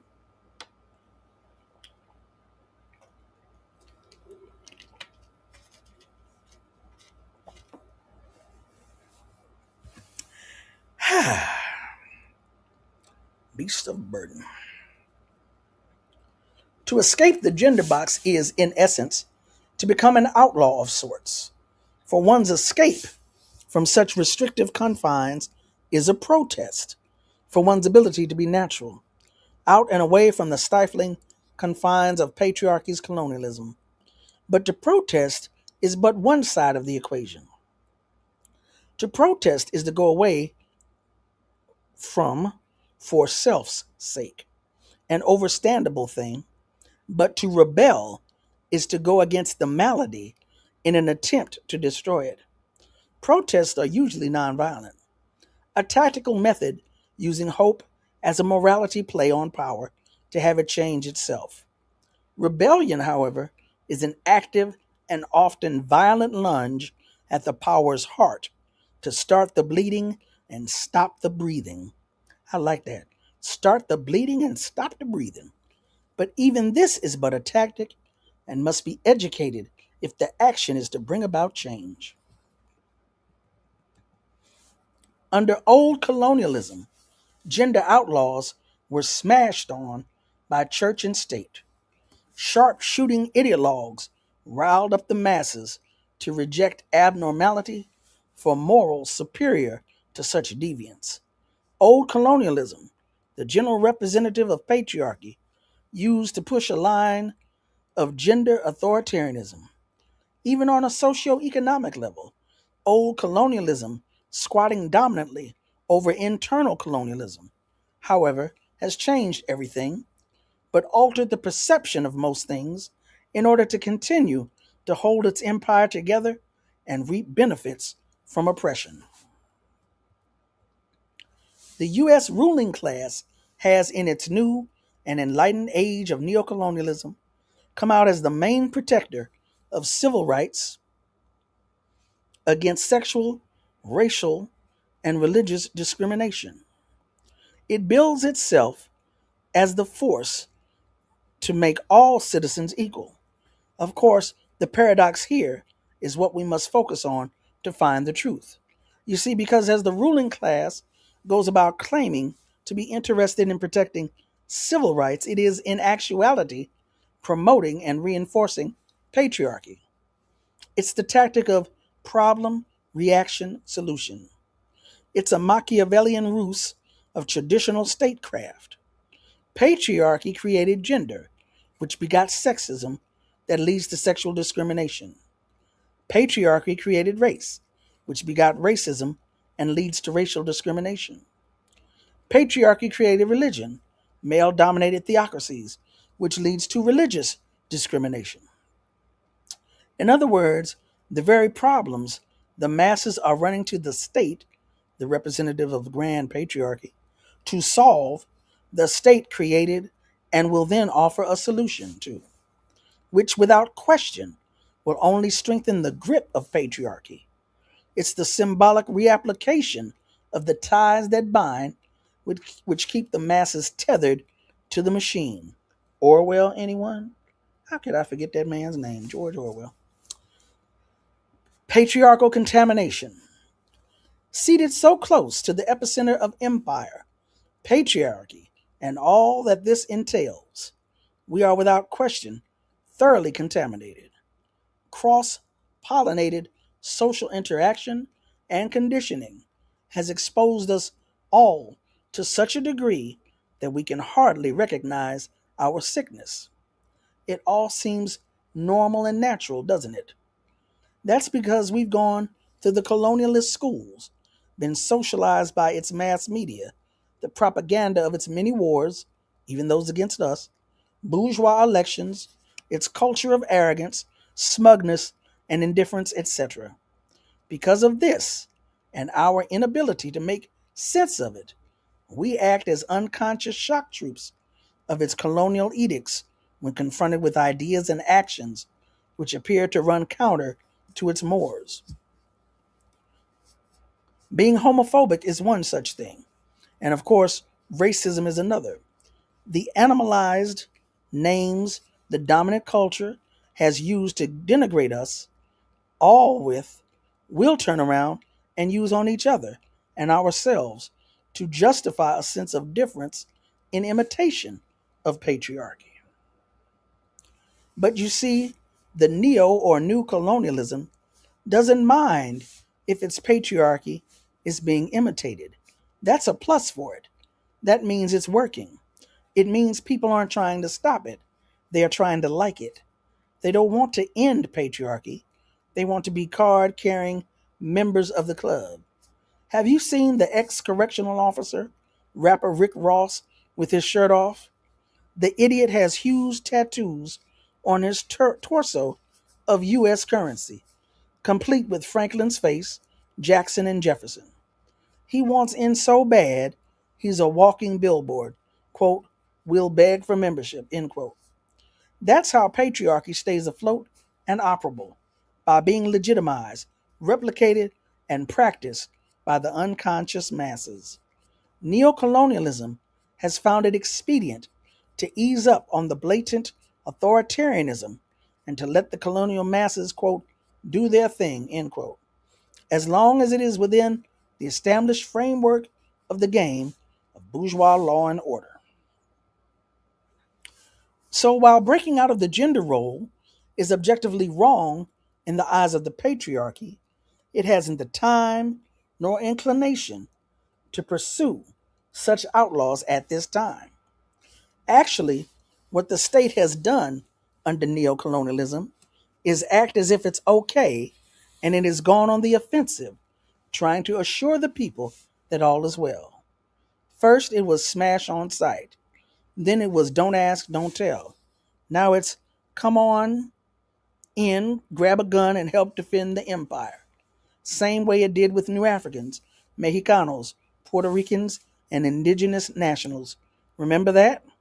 Sure, it went like this: old colonialism, black codes, Jim Crow, segregation, civil rights, and neocolonialism as integration.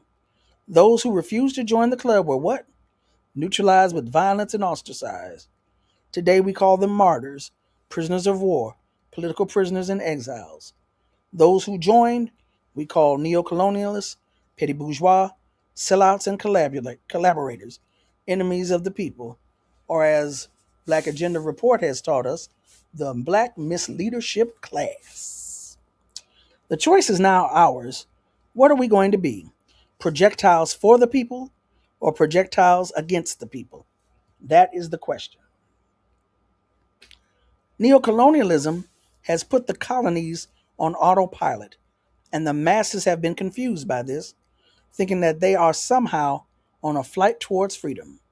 Because the establishment forces aren't actively smashing on what used to be obvious causes for reaction, the people think a general sense of new freedom has blanketed the situation. Oprah has her own TV network. Jay-Z wines and dines with Warren Buffett. Magic Johnson owns the LA Dodgers. And Rock Bottom is in the Whitest House. Again, that's Sanyika's name for Barack Obama. Rock Bottom. But the usual reins of state control and reaction have not been relinquished. They've only been delegated to accommodating intermediaries to run the flight plan for the ruling class.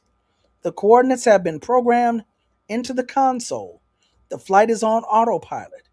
Those the masses think are in control are only maintenance workers and sky marshals, flight attendants, and observers, as the jumbo Dreamliner continues uninterrupted across this neo-colonial terrain of war and class American style.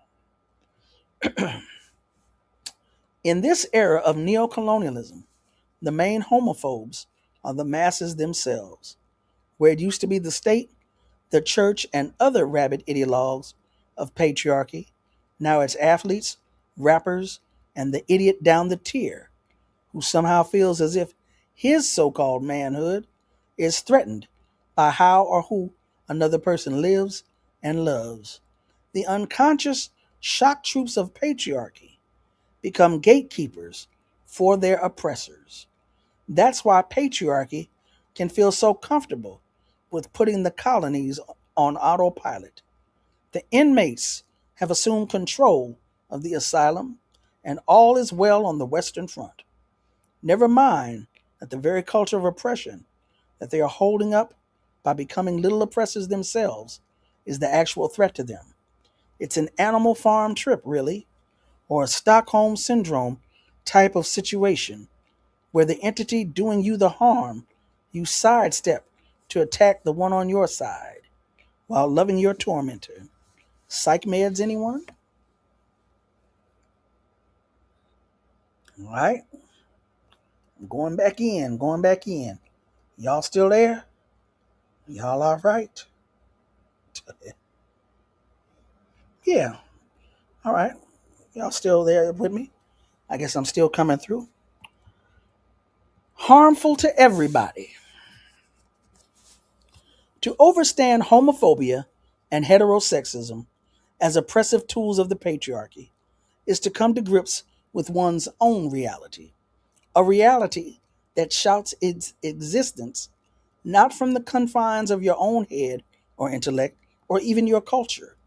It's a reality put on you by an offending order of parties who wish only to control and exploit you to their delight and benefit.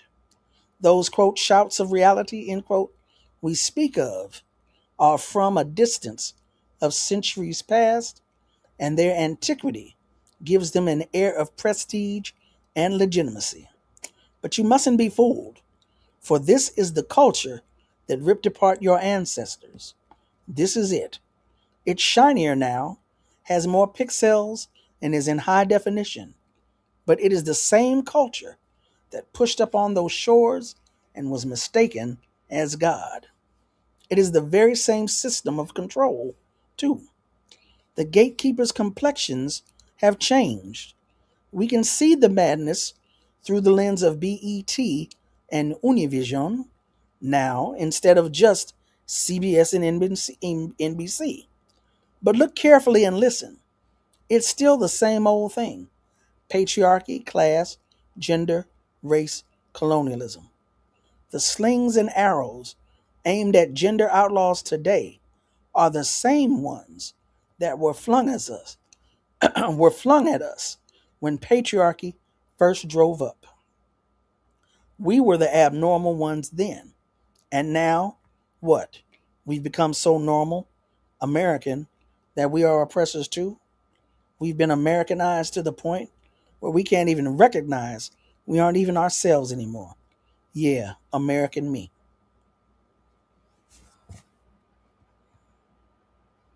Uh-oh. Here we go. Uh-oh. Hold on. Why are you tripping?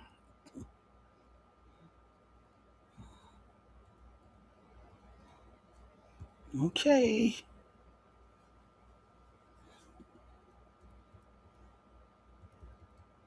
I don't know what just happened.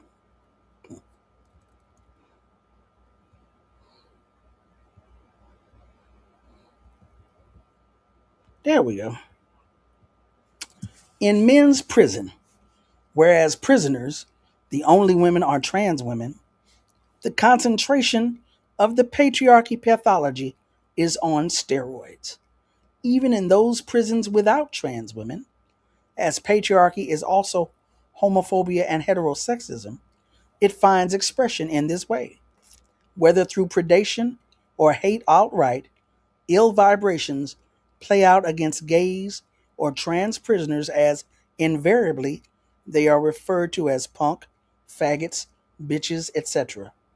The hierarchical structure of prison groups preclude any form of socialization or respect with or towards gay prisoners. They are treated as abnormals, as less than human. They are usually neutralized with violence and ostracized. Groups forbid their members from aiding any such person.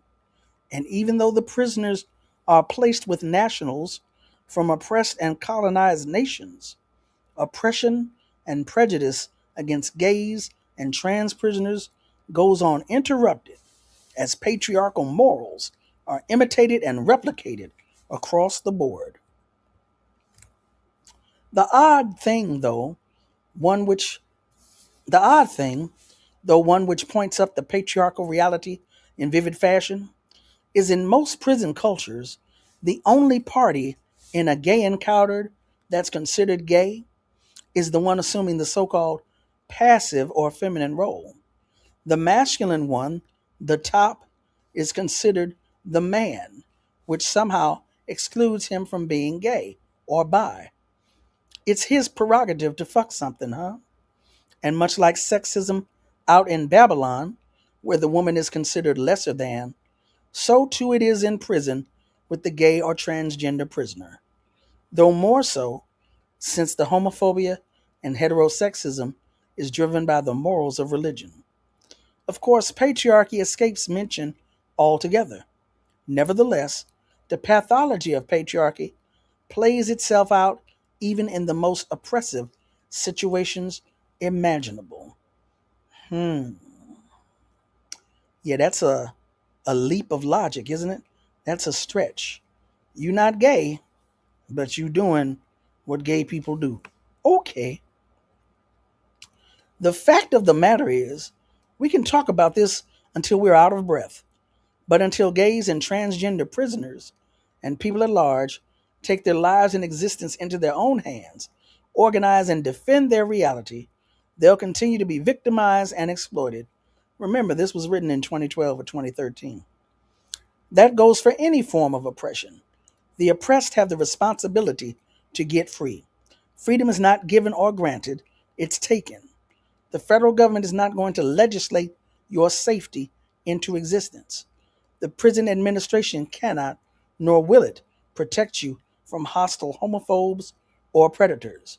You have to organize yourselves in concert with methods that reflect your reality.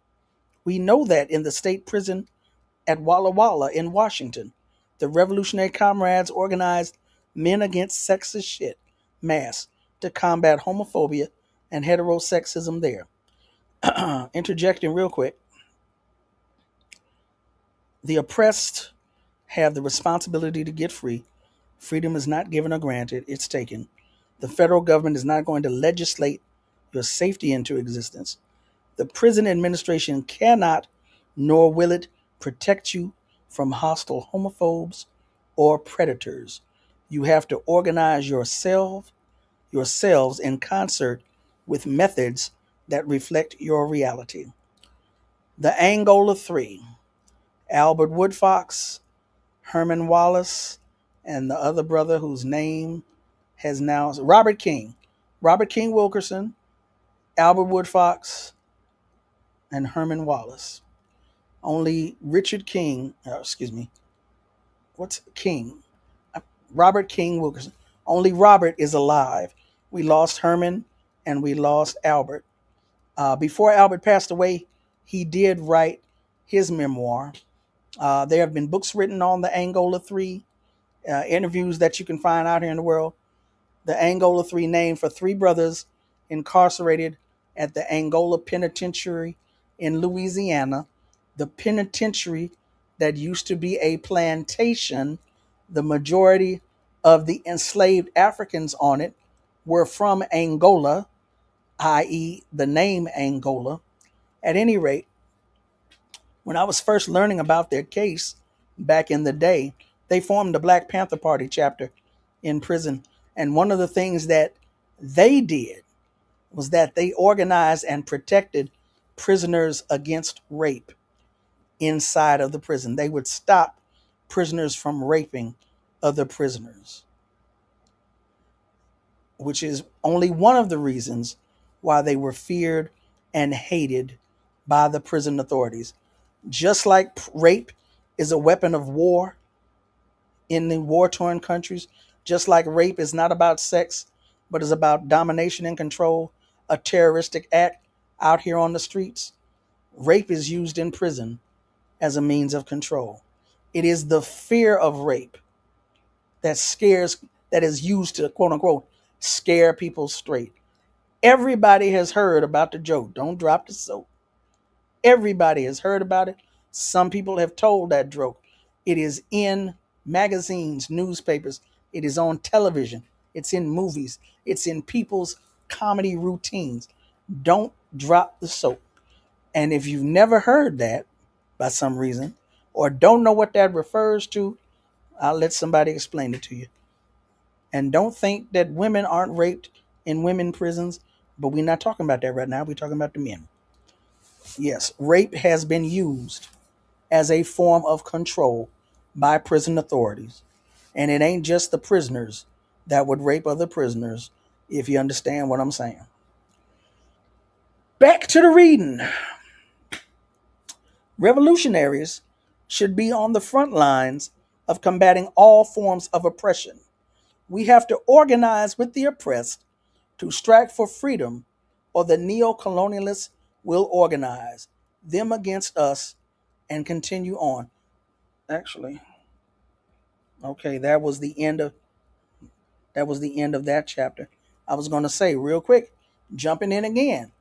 If you're paying attention to the news, then you heard in the last few months about Israeli soldiers raping Palestinian prisoners, detainees, raping them themselves and using dogs to rape them. This has nothing to do with sex. It's all about humiliation, domination, control, and terrorism. And it is a feature of patriarchy.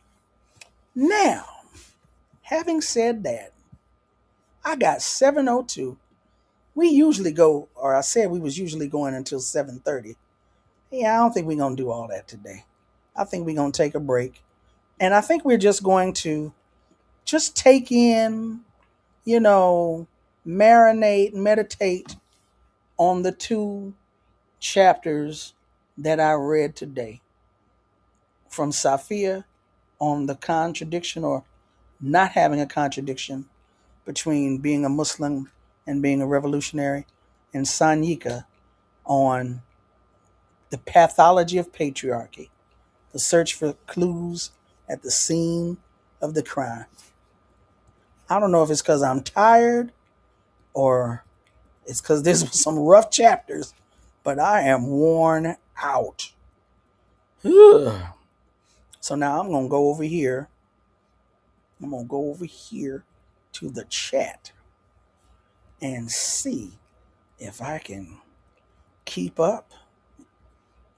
I doubt I can keep up, but I'm going to see what's happening over here.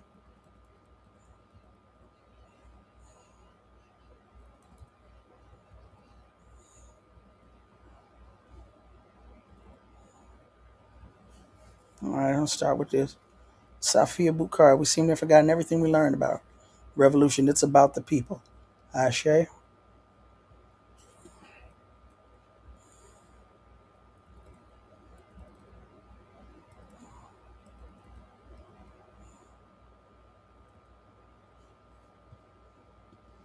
Done and None. Was that MFSB?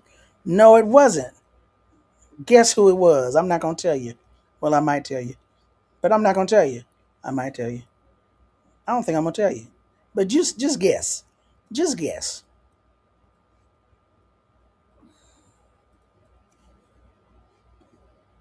Yeah. Thank you. I figured out, let me incorporate some of that in here. Liven it up. Or maybe not liven it up. Have a nice little groove. When you look into the void looks back at you. Stop clowning. I usually work on Sunday nights. Okay, well, like I said, put this on in the background. Have something to do, something to listen to while you are what do you call that thing? Multitasking. Sanyika wrote how many books? I don't know about the articles. This book, of course, was a compilation of his essays. Some he just, like George Jackson, some he just mailed to some people. But unlike in George Jackson's time, he probably did write these for publication.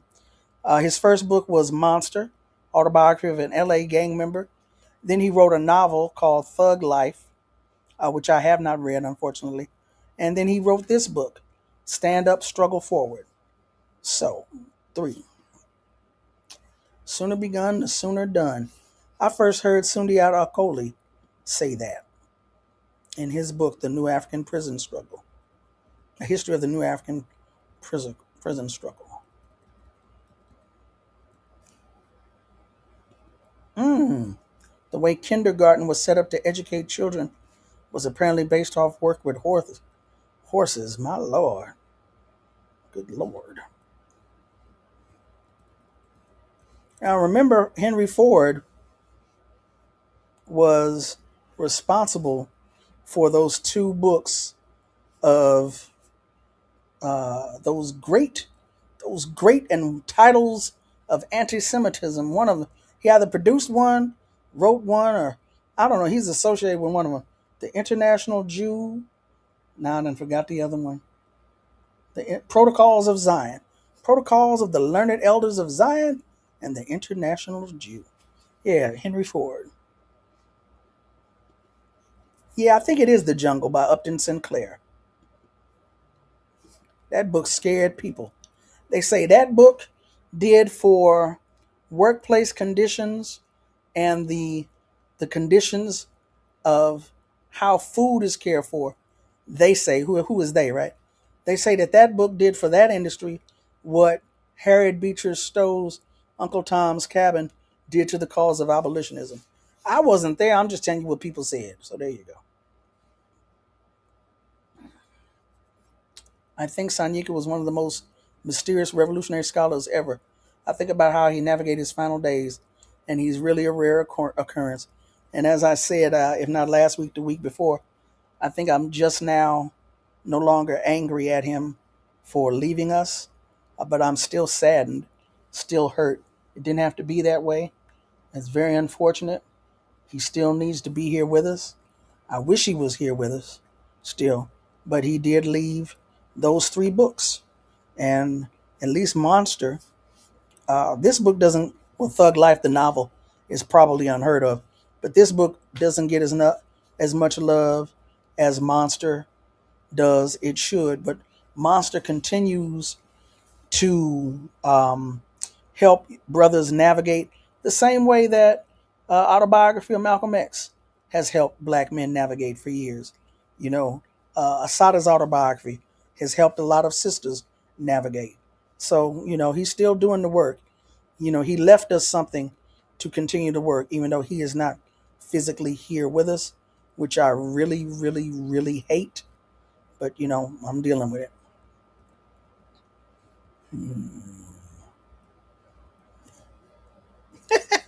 The Greeks that were celebrated are disgusting. Yep. You ain't gonna get to hear no argument from me. Appreciate my wordplay. Okay, of course I don't remember what it was. I know it was clever. I just don't remember what I said. Okay.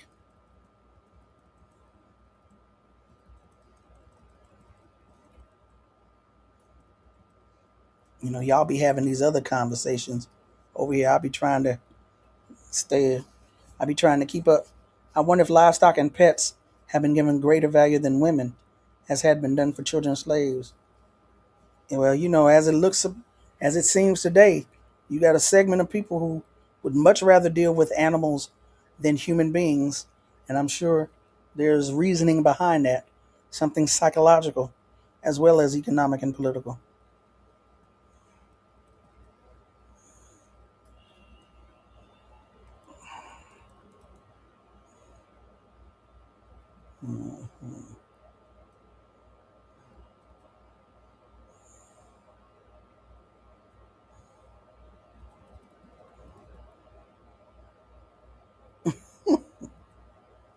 Mm,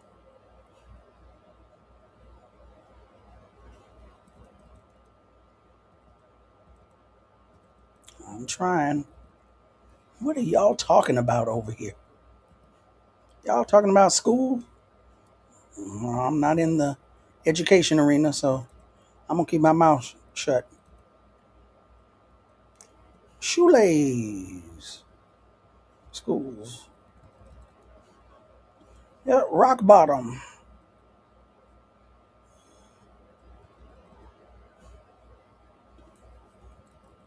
Yeah, this brother, I'm telling you, brother graduated from, I keep saying junior high.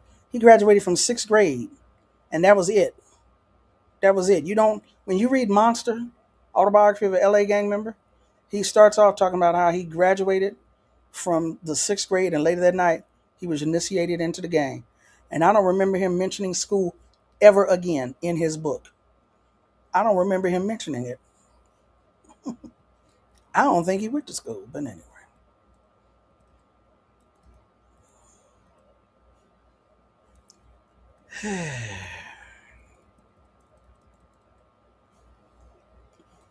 Dr. Amos Wilson said we are a creation of the white imagination. Yeah, that's what people people mean when they say the Negro is a creation. Hmm.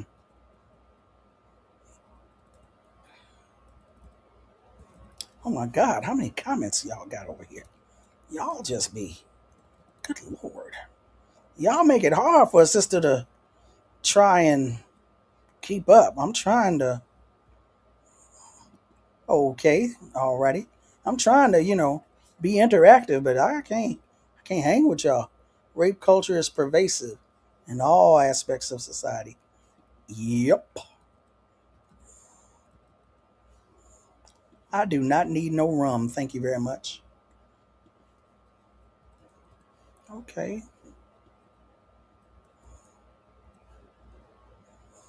I can't believe somebody gave you Monster in elementary school. I hope it did more good than bad. Yeah, this show is a lovely addition to your Sunday routine. Good. I'm glad to hear that. That's what I was hoping. This overlaps with Orisanmi Burton, Tip of the Spear. It would have been amazing for Sanyika to talk to Dr. Burton. I agree. It would have been amazing. Now you getting me upset again. I sure wish it had happened. I sure wish he had been here. But anyway, not here. Yes, Henry Ford was a sociopath. Yeah, he was a rabid hater of Jewish people. Hmm. Yeah, Henry Ford was he was something else.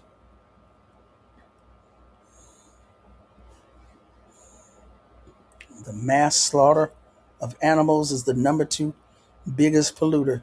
Y'all remember during COVID, all those farms where all that food was going to waste, and the farms, a lot of the farmers finally said, "F it, we'll give it away." That's usually frowned upon. Hmm. Yes, Angela Davis's autobiography, and she's got a whole book on, I think, okay, everything. I'm just forgetting everything. Women in prison, and of course George Jackson looms large during Black August. Soul Dad Brother, but more importantly for many people, is Blood in My Eye.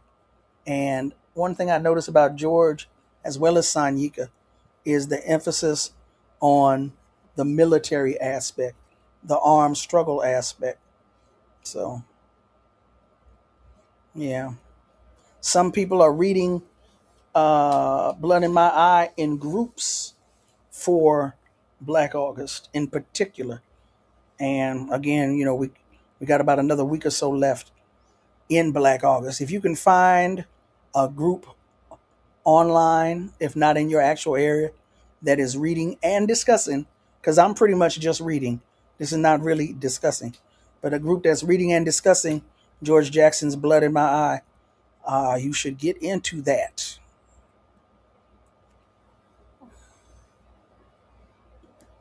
Yes, he did partake of. Unfortunately, it was unfortunate. I think that had to do a lot. Well, he turned to substances to deal with his problems, and the substances created problems. So you know how I go. You know how I go. I thought Monster was the youth adult book about a kid in Harlem. No, not quite Harlem. This needs to be done more than just in August. Agreed. Agreed. And as I said, I'm committed to finishing. We'll probably be finished with Sanyika next week. I'm not sure. I'm only doing one chapter tonight. But even if we are, there are several more chapters in Safiya's book. I'm committed to finishing this on Sundays. I'm not sure what's going to happen with my Monday show. But at any rate, I'm going to continue to finish these chapters. And after these two books are finished, if folks want to, I started to say partake of, if folks want me to read other works, we can discuss that later. But I just wanted to at least get this out here during Black August. Oh, looks like I came to the end of the comments. His name in the 8 Tray Crips. Yeah. Oh, there was a monster in Harlem? I don't know who that brother was. Yeah. I didn't know that there was a one in Brooklyn or Harlem. But then again, they got, Pookies and Ray Rays all over. Why don't they? Why wouldn't they have a monster in another city? But anyway, you all are appreciated. I appreciate y'all for hanging with me, for putting up with me, even though I am in the void. You're listening to my melodious voice, but you're not gazing upon my beautiful face. So I appreciate y'all hanging for that. That means you are interested in the substance and not just my pretty face. So I appreciate that. I really do. Hey, Amilcar, you hung around to the end, huh? Where'd you go? Where is it at? There you go. Peace, Amilcar. Thank you for hanging out.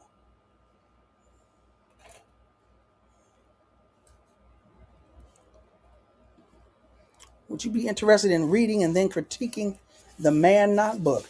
I was supposed to have some folks on my show who shall remain nameless. I'm not going to out them just yet. They might be listening in, who were going to talk about the book. They took one for the team and read it so that many of us did not have to. And they flaked on me. I'm using the F word, flaked on me. So that book does need to be gone over, but I don't know if and when I'm going to get to it to answer your question.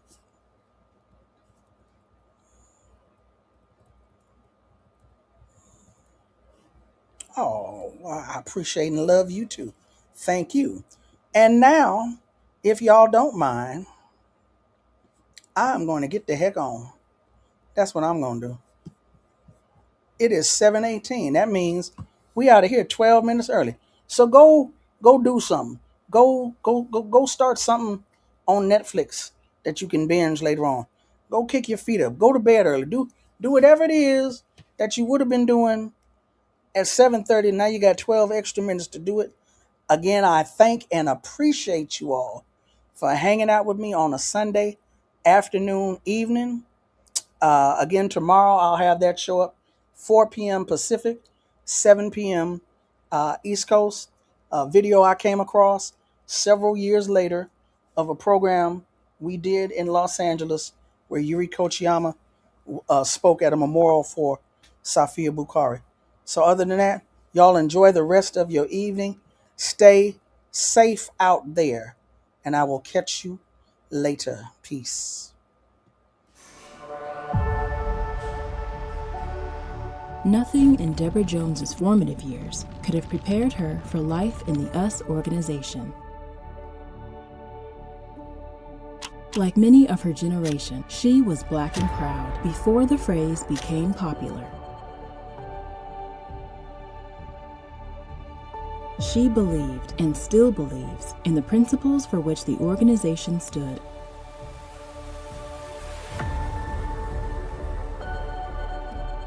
But her life took a horrific turn on Mother's Day 1970, leaving her in trauma and in silence. In this never-before-told account, Deborah Jones's inspiring story is told.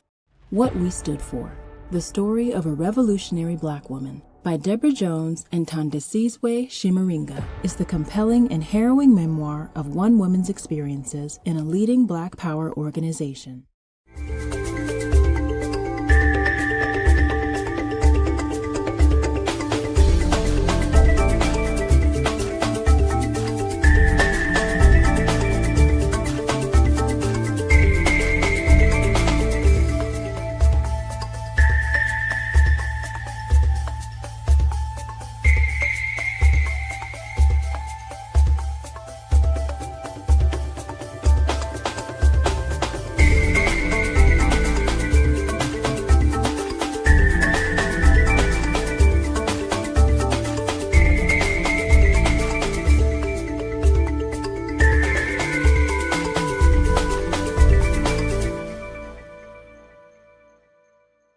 Black Liberation Media is a collective of Black and African organizers, journalists, academics, and media personalities serving Black and African masses seeking to further grow in their understanding of themselves, their histories, and the African world through entertainment and news. Please continue to like, subscribe, and donate to the channel so we can further serve you and liberate our people. You can also go to blkliberationmedia.org, get some merchandise, and also become a Patreon member and a member from the YouTube. Please do what you can, share, and show your love as we will show ours for you. Black Liberation Media.